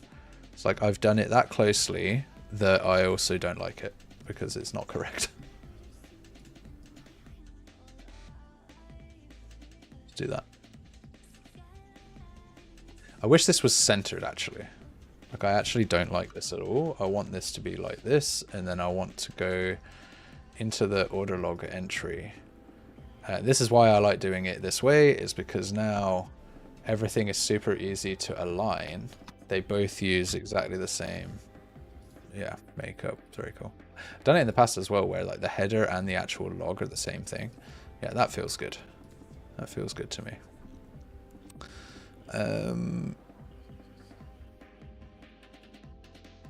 Well, that's a problem. There's a spelling error. The text doesn't fit. So my only option is to reduce the text size. So I do not want to scale the text differently. Yeah, that's cool. Okay, so we've got that. That's all set up. I should now go and replace the original order debug UI. Reference viewer. It's referenced in the order manager. Edit that. UI, order reference, find references by name, set it. It's going to create an order log UI and begin play. And it just adds it directly to the viewport. How dare they? Z order.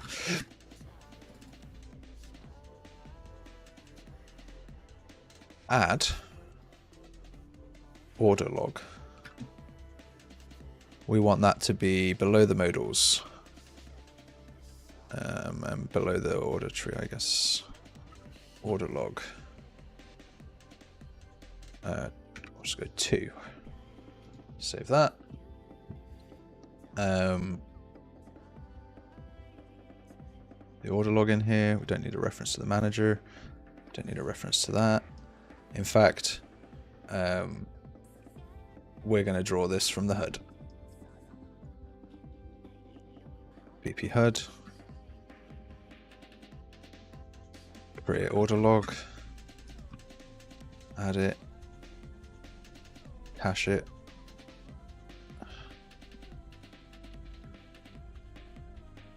They like to use the word ref, so we'll do the same.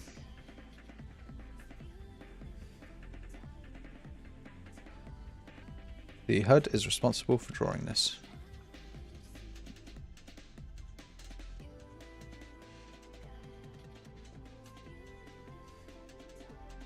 Okay, so the HUD is going to draw that on begin play.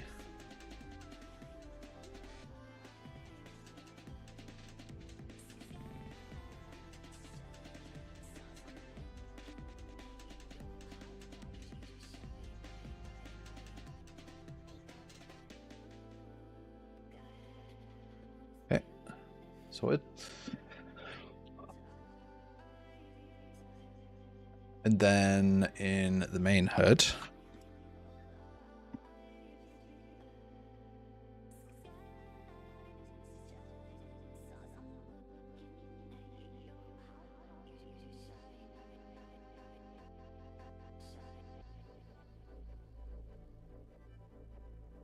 my God, how do I find the HUD?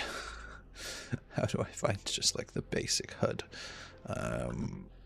Let's go to the widgets and go to the main widget and click on this order button here and click on this, and then we are flip-flopping the visibility. Let's not do that. Let's get the HUD. Nope. Yeah, player controller. No. Yeah, okay, my music stopped again. That means we've been through 3 music tracks every time. Let's go back to this one. Get player controller. Get HUD. Cast to HUD. Casting on the one-off times is completely fine in Blueprint, by the way. Especially if it's something that's loaded the whole time. Like, you're not loading anything. Get the ref to the order log UI. And the order log UI will say something along the lines of set visibility or set order log shown. We'll put a little input in here that just says show, and we'll hold that as a variable, shown, and as long as it's not equal to shown, then we will move ahead and allow that to execute. And then from there, we will play an animation, play animation forward, or we will play an animation in reverse.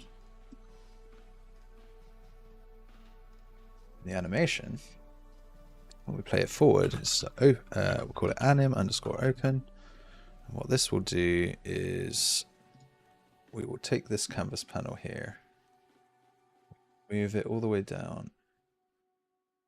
It's going to be expensive to move, sadly. Maybe I shouldn't. Maybe I shouldn't move the layout. Yeah, let's not move the layout. Let's just animate the opacity, so we're only updating the render, the paint pass for this animation. Do that. It's way too long.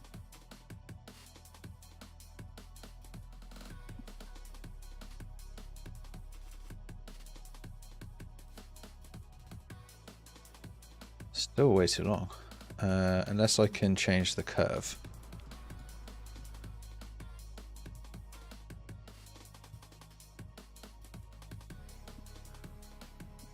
Yeah, that's better.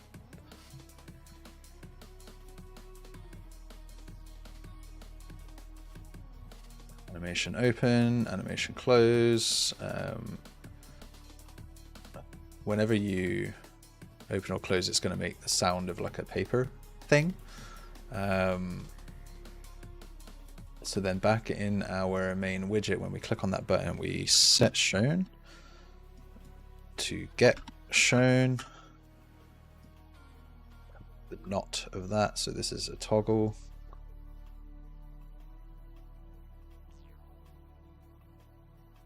And then in the order log, the default, let's go back here. Let's go, oh no, I just opened Visual Studio.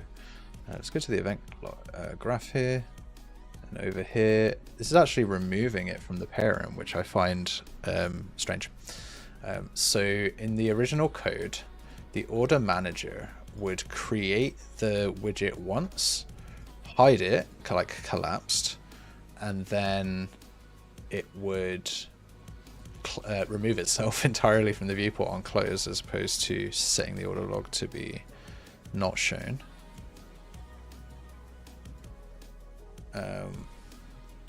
And there's no other references to this widget, so it was only ever set once and then never set ever again.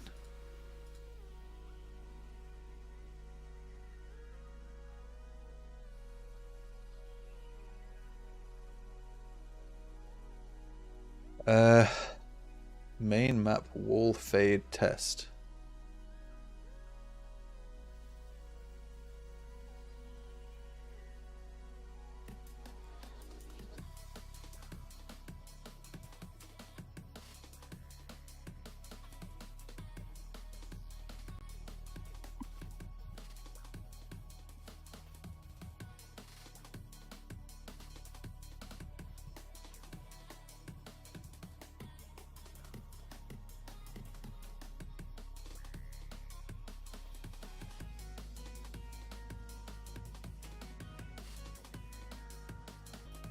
This is actually for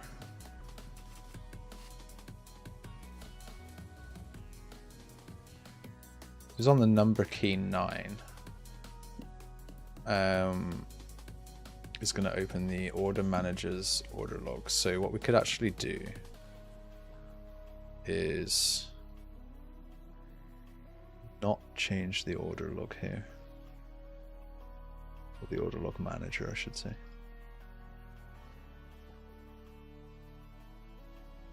I'm going to close the project, discard the changes to the order manager so that the debug still works. This is opening up on the widgets here. Let's go back to the project.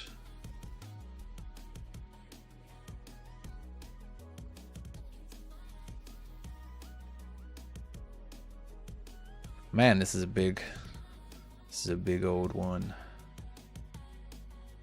Look at those moose. I can't wait to go out this weekend. It's gonna be great. Right, so the order manager still works as it did before. I'm just gonna check all the references to this order log here. Find references by name. All references. It's referenced in the debug thing. It's referenced in someone's test map. It's also referenced in the main map. This is just for drawing it, yeah. And it's referenced in the order manager. Okay, so this all just for debugging the functionality so someone can code it. So I'm not actually going to change that. What I am going to do is I'm going to go to the UI widgets, main menu widget, graph, and have this open up our new one. Hi UI, you're looking good.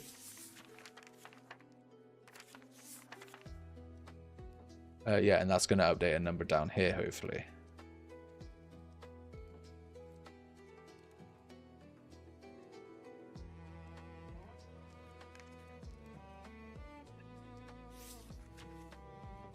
It's not playing my animation. Of all the things that were broken there, it not playing my animation was the bit that got me. I'm not playing my animation.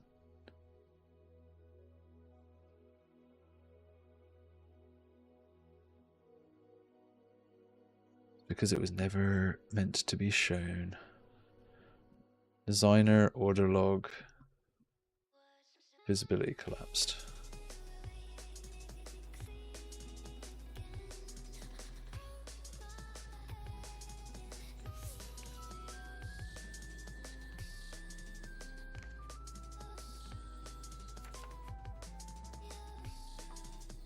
Yeah. What's going on there then?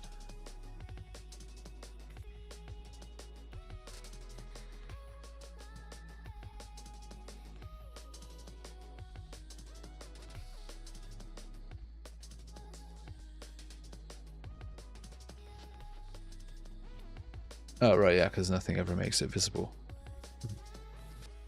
Okay, sure. Event construct. Set render opacity to 0.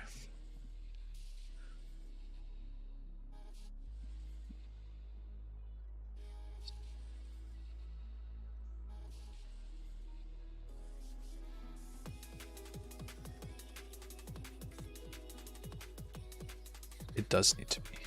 It does need to be collapsed. And then this we do not want to do. And then on show items,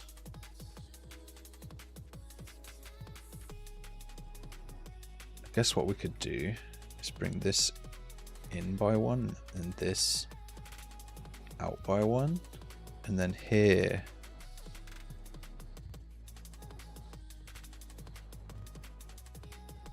keyframe the visibility maybe to be collapsed. No, sorry. I hate doing visibility bindings in code.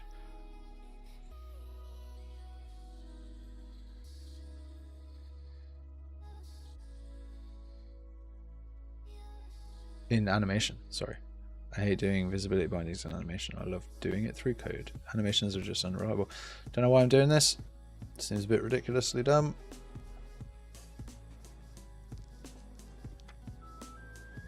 Yeah, see, it didn't even work.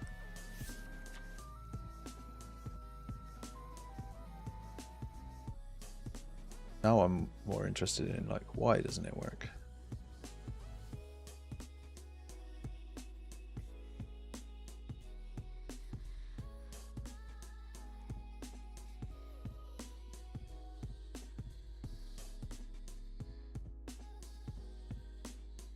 Oh, just to double check. That is set to visible.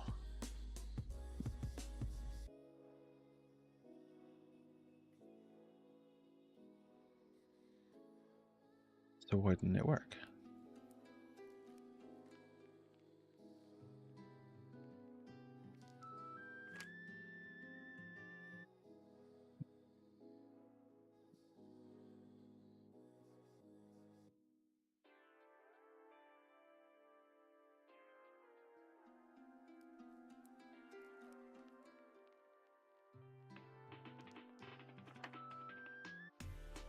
I must have set something else to be collapsed and done it wrong, basically.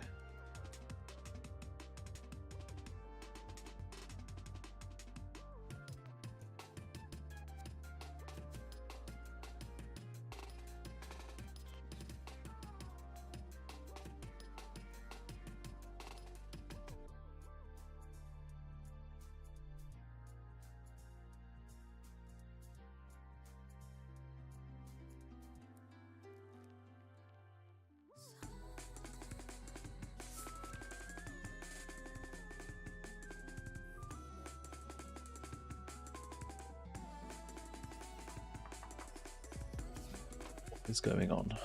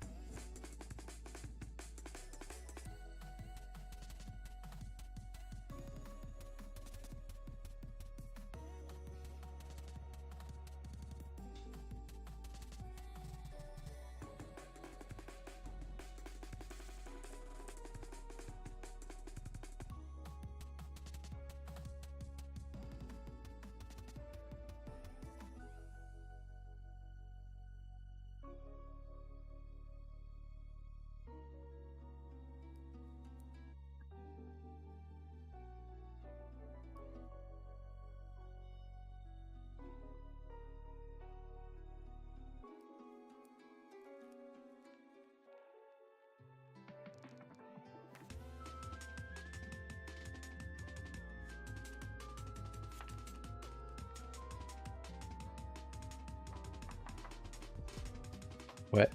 Don't freaking click anything. Still visible. This is non-hit testable self only. Oh right, yeah, but this whole thing is visible.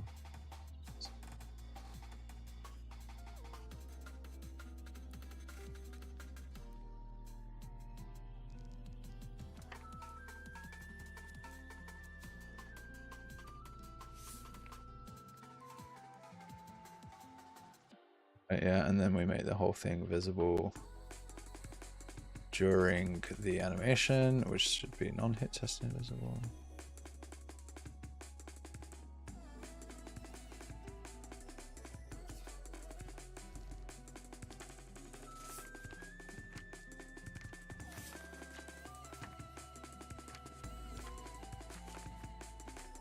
I love that you can just like open everything in the game. Oh, just spam all the UI all at once. Okay. The order log. Okay. Now we need to get the click button in the bottom right working, and the right.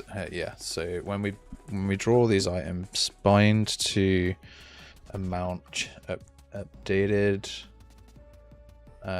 Create an event. Create a happy little event here.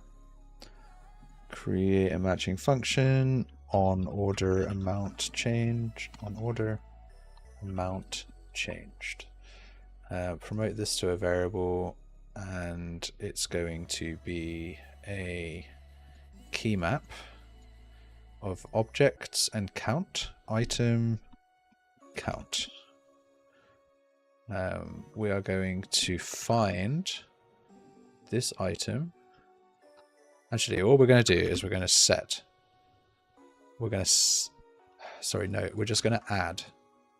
We're just directly going to add this, because what this does as a key map is it says if the value exists, then set the value to this, which is all we need to do. And then, in fact, we already have on order amount changed. Yeah, update order. Changed, update order. And then go back to our reference. At the bottom, we have this, which we're going to just quickly whip up. do that.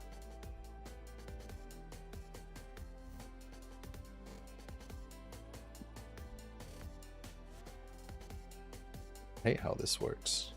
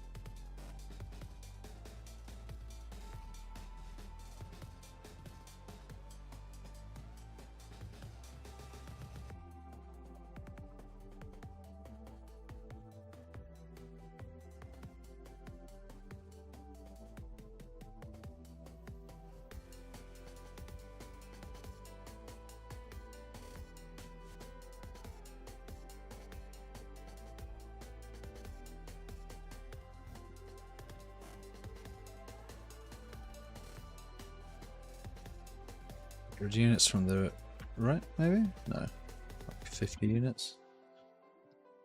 I got the number wrong. Take away my UI license. Okay, so it's going here. 8 isn't canvas panels. We are going to size this like so. From the top left of this guy to the bottom right of this guy. So it doesn't matter where this goes on screen, unless it gets too small, which is never going to be the case. But it works here, it works here.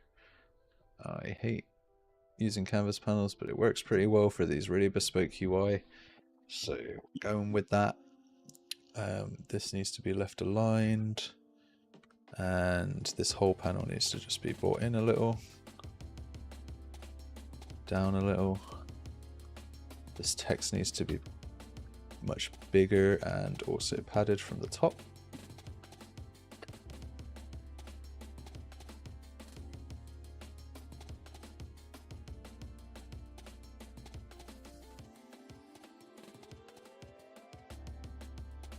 Cool.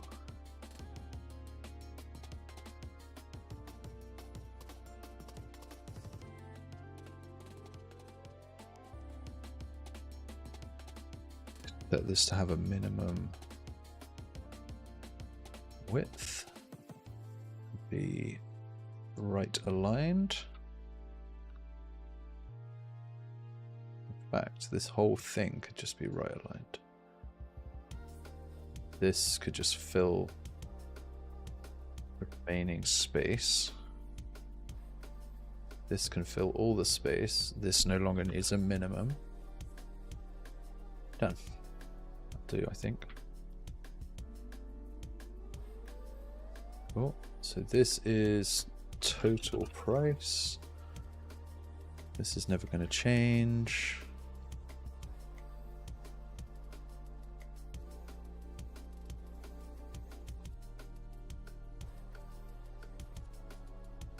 Update order, set text. So now what you do with the item count that we showed. I'm just going to organize some of these functions quickly. Items, set order log shown, log, on order amount changed, log, update order log. Shown log.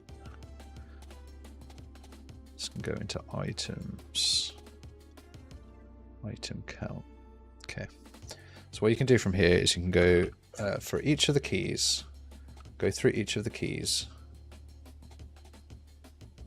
and then get this and find the key for that, and that's the count.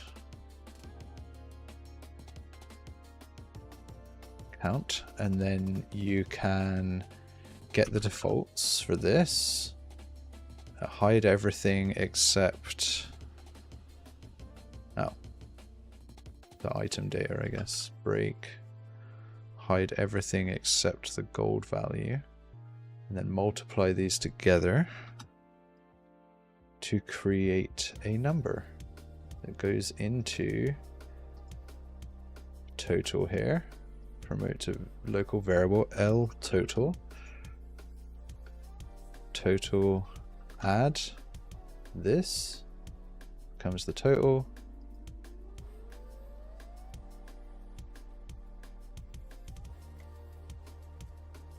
All right. And then we take that total and we draw it. My hand is getting tired, man. Like, don't know why, but there's something up with this mouse. I don't know. Okay, so that should change now when we edit the log.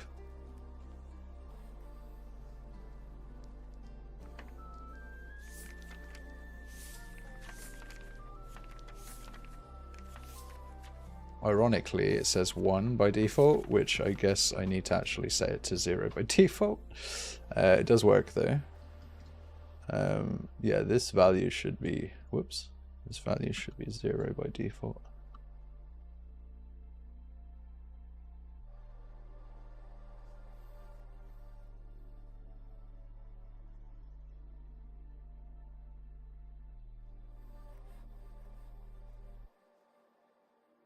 Okay. Right, and then back to the order log debug, right? So order debug. Ah, I can't open that anymore. Order debug. Debug. Cute. Okay. So there's a place order button here. It places the order, alters the resource. Current order cost.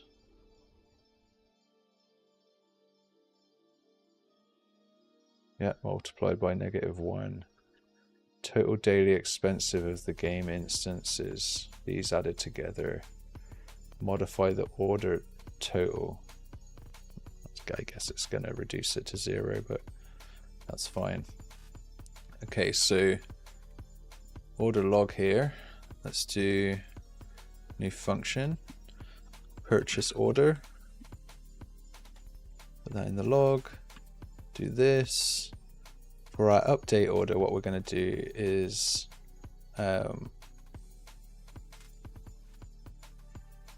collapse this to function get order total cost.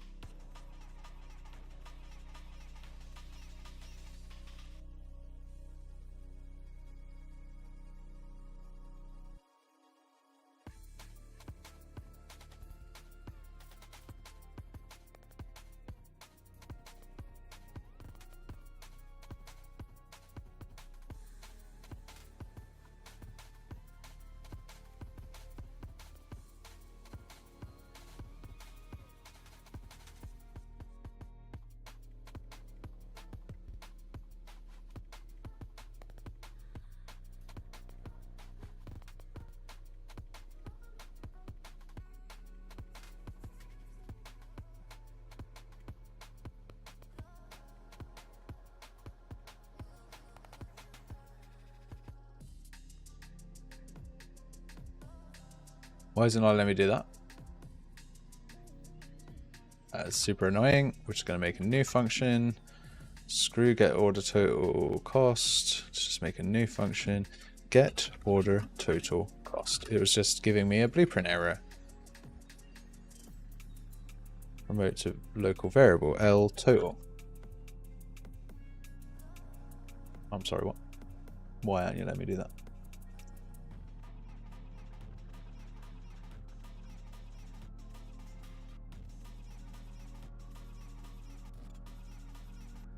Oh my god. L total cost, fine. We'll just call it something else. I think this file's corrupt.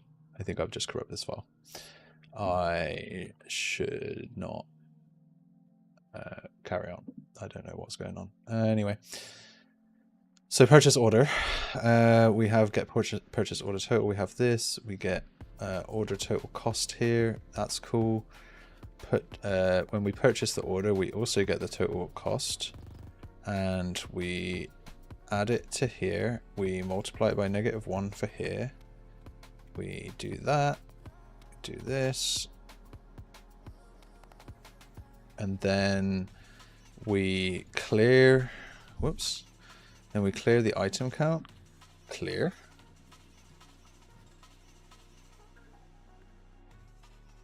And then we update the order. Should call this update order total cost. And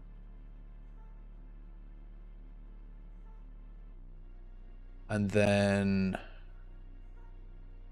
or actually we should make a function. It's just called reset order.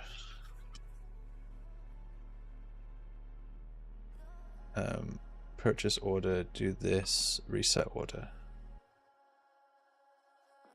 She's going to do this.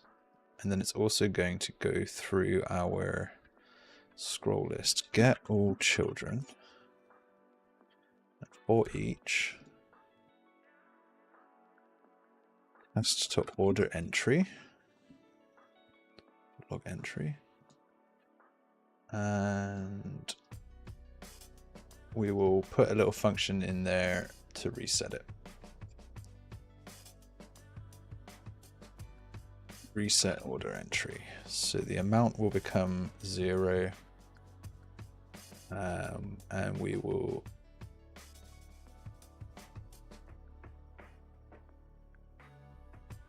collapse this to a function. Update text.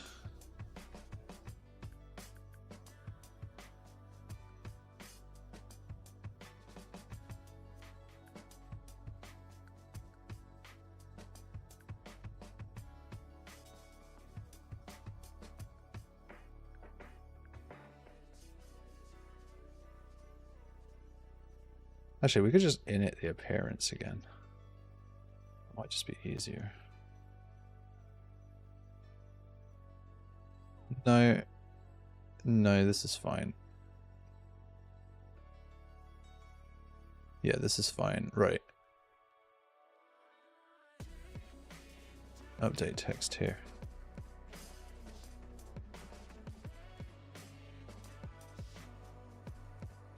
Okay. Don't need that debug, I don't think. Can't remember what else that debug did.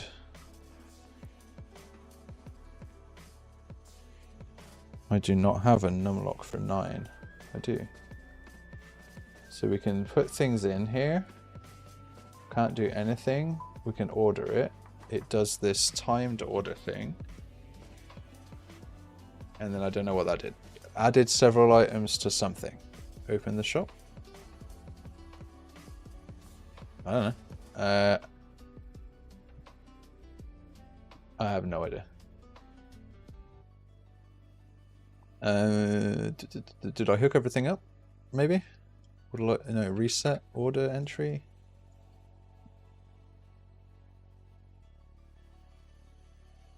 Reset all entries to 0. Right, that purchase function needs to get called when you click somewhere around here. Oh, cool. We actually already have a function. Amazing. On clicked. We need to do some on hover things for this as well, actually. On hover, we need to play an animation on hover as well. Okay.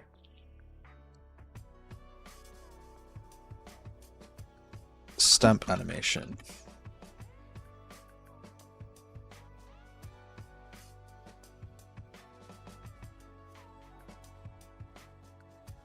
On hovered, and my hand is really cramping. It's like never cramped before while I'm working, which is super weird. we're going to add a few more elements to this UI. So we're just going to copy this and we're going to turn this into an image. Here, right click, replace with image. Image underscore stamp. It's going to be this. I'm just going to put that over here. Scale it down. Copy and paste that one more time. And we will go and pick this. Scale that down.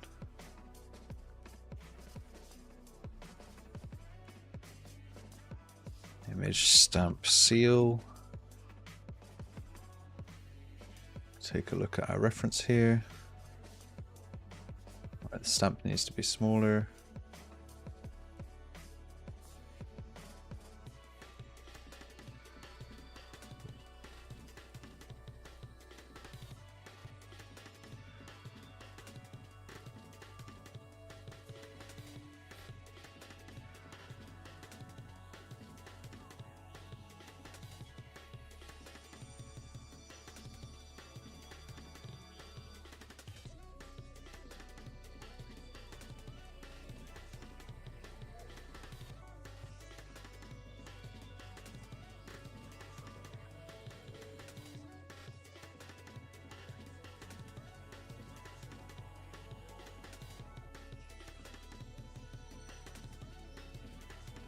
Not gonna work.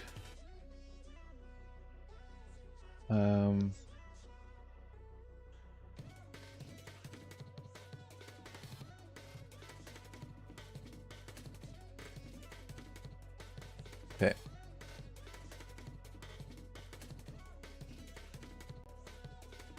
So let's make some animations. So anim underscore hover stamp. This will try and do visibility bindings again. Let's try it. I hate doing it in here. So we make it visible and it stays visible for the duration of the animation, I guess.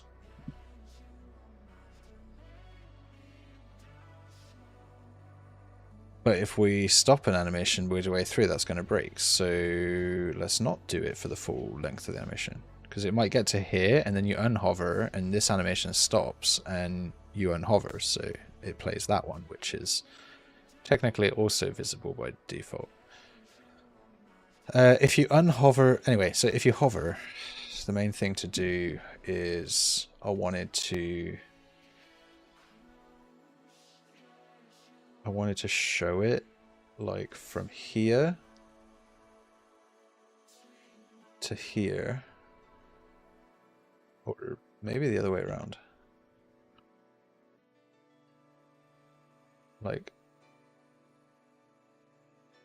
God damn it.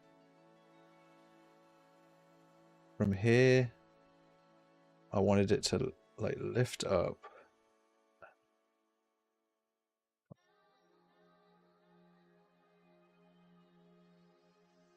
Click. Like fade in basically. So let's go 0 on the render opacity to 1 here.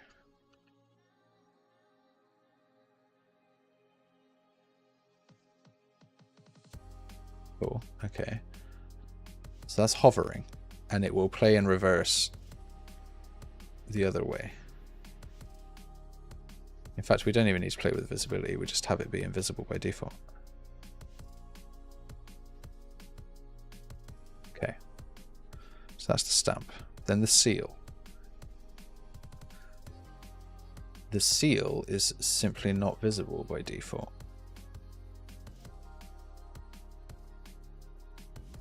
It's hidden.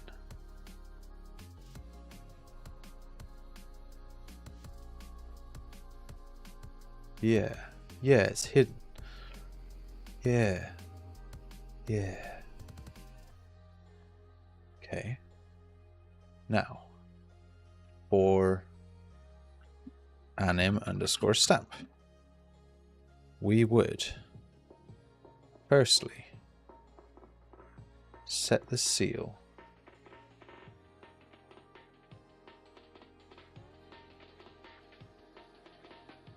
to become visible after the stamp slams into the table. We would get the stamp. We would get its render opacity should already be 1, and then we would key its position. We would lift it, whoops, we would lift it up a bit more and then stamp it down.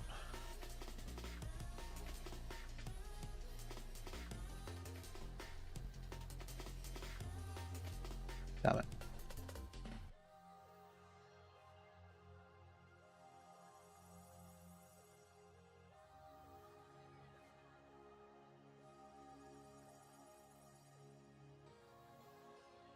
Oh, okay.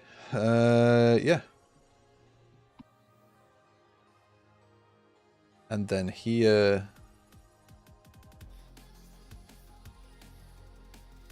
actually, I could stamp it down. Wait.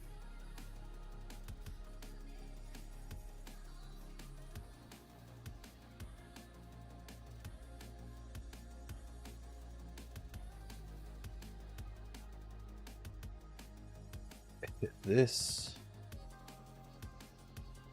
Hit this.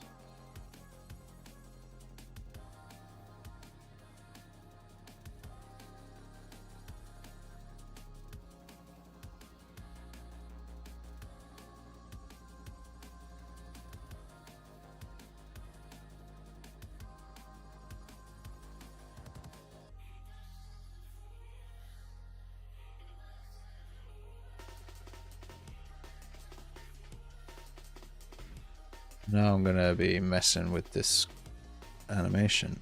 So, what?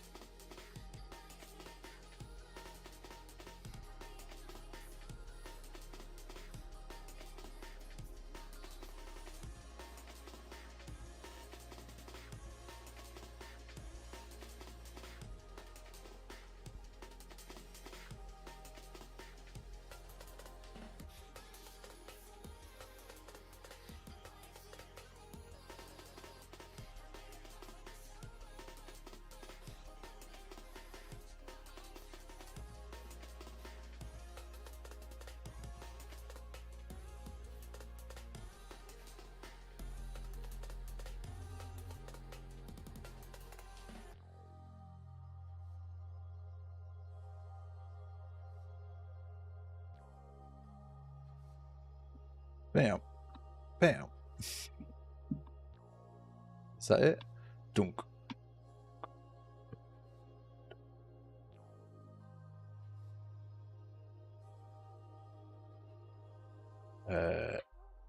It's either awesome or it's not.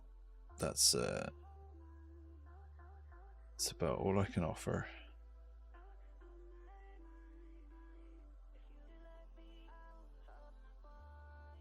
Yep, that's the animation. And this seal is hidden by default. Yeah, and then is that seal visible actually? No, it's not. I need to be able to edit that in code. So, when you hover the stamp, play an animation. Forward. When you unhover it, play an animation in reverse.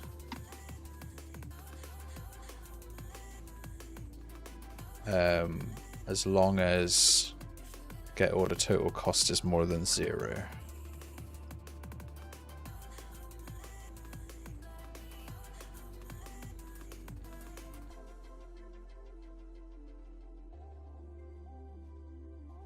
That's why I couldn't call it total L total, because the output was called L total. That's why I was getting so confused earlier. The file is not corrupted, my brain is. Okay, So that's where we're at there. Then we just pick the animations that we want to do. Gosh, my hand is cramping so bad. And then animation, we got hover stamp. So that happens forward and in reverse. And then if you click, again, as long as this is all good, then we play anim stamp. Play animation.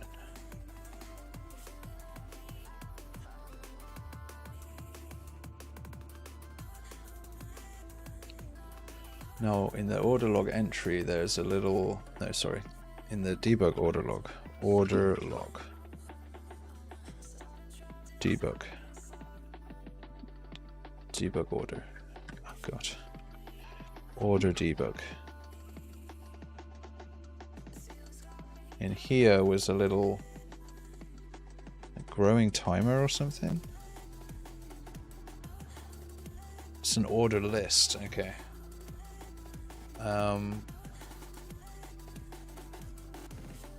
Processing order entry. Let's go find out about that processing order list here. And references by name, get the processing list, clear the children. Otherwise, add an order to the process.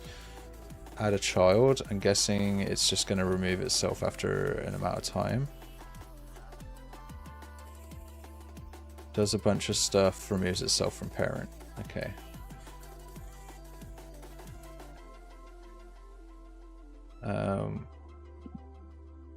Do you have to give it a time? It's an item order. It's a delivery time. Delivery time is just 5 seconds. Okay. Okay, order log, purchase order. There is nowhere in this design for viewing the order time. So I'm going to stop it there. I'm just going to print a string here to do setup order duration.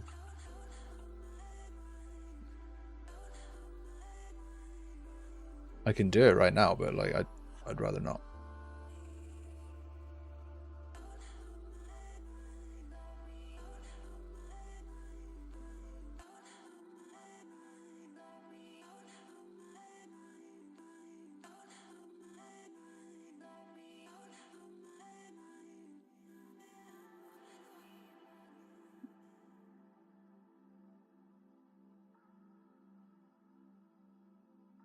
Let's try it.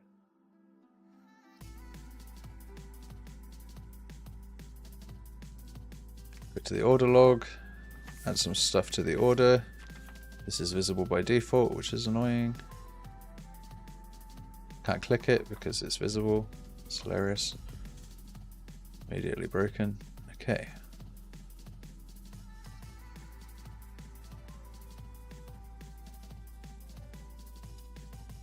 Oh.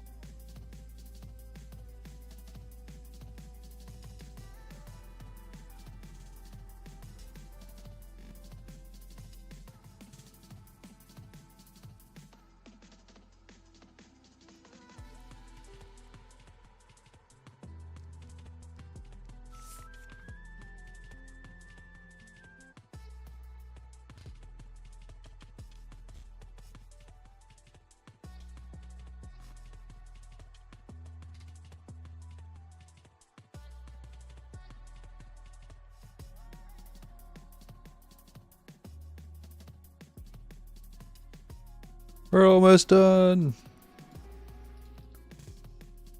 Another long one.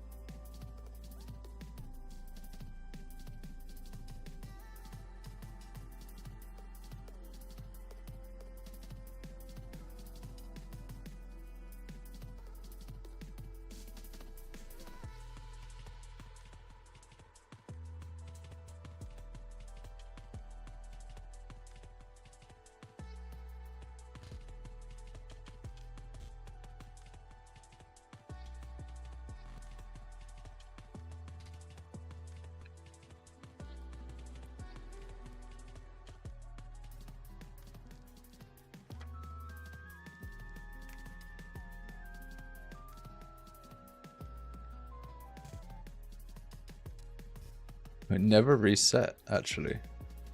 I did the purchase, and then it never reset the order. Clear the item count, update the order cost. And since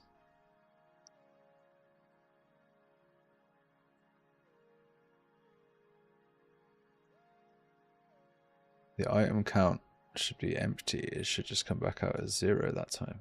Reset, clear, update the order cost. Go through these and reset the order entries. Set the amount to 0 and update the text. It's interesting. Order log, purchase order. Oh, I never purchased the order.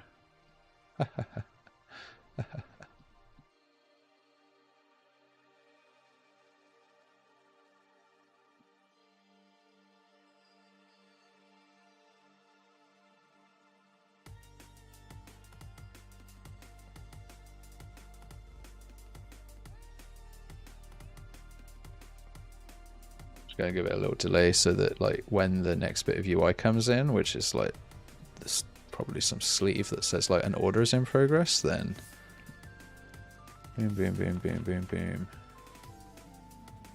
bam. I suppose if I unhover in that time, it's not going to work, so I should probably just do this.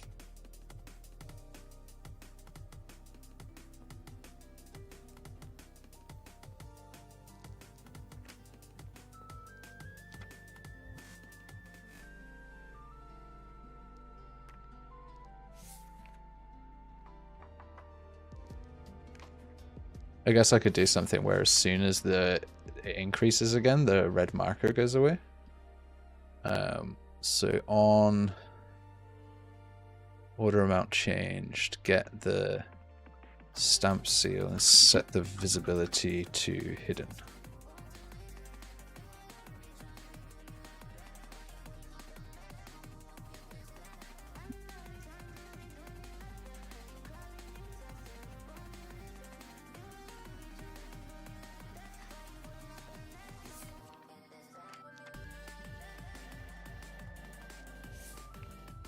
Yep, so now you can do a new order.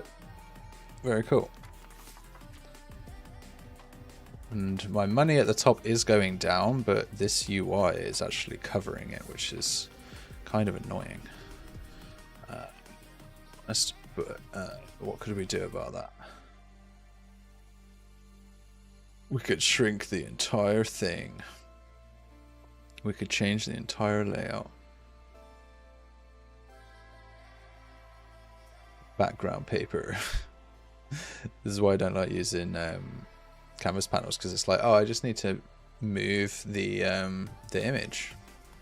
Oh, nothing will react. Yeah, so I'm not going to worry about that right now.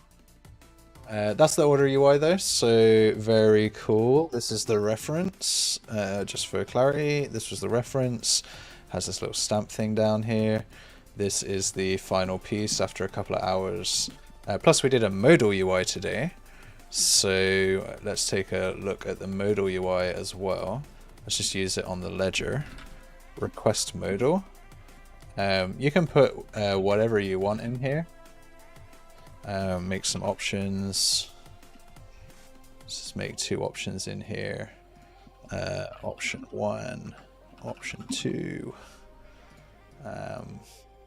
Yeah, and then remove on selected. And you can create a custom event, which you can switch from. And from here, you can decide to do different behaviors based on these options that you chose. And I'll show both of those real quick. So we've got the start menu here. We pop this open, and if we look at the ledger, we don't get what we wanted because we didn't assign a modal, which I forgot to do. I think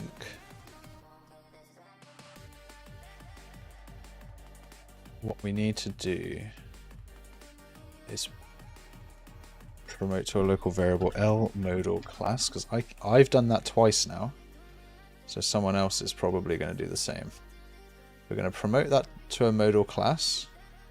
we're going to give this a default modal generic. And basically, if it's not valid, then we'll still do it, but we'll do it with the generic. Like, you always get the result. There we go. Right, so now let's show that in action. Let's go acknowledge, start, close, open, ledger. It doesn't like having none as an option because I accidentally ran it through modal class rather than using that variable that we literally just set up moments ago. Request modal, pop it open, modal class, get modal class, there we go. And now we'll check it out, working perfectly fine in editor. Third time's a charm. Ledger, option 1. You can't click on anything else in the game because you're in the middle of a modal, so you just do an option. We've got our order log, we can play with that. You can change it. I need to change the sounds. Click. Very cool. I need to go and change the sounds on that order log. Order log entry. These two assets are using the paper sound here. So we'll use this.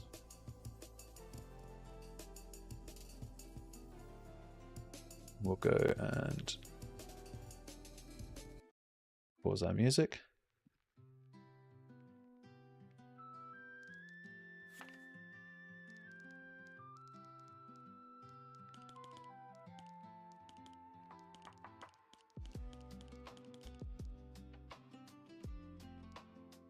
That needs some sort of epic. Yeah, no worries. Thanks for joining. It was a longer one than usual, 3.5 hours this time.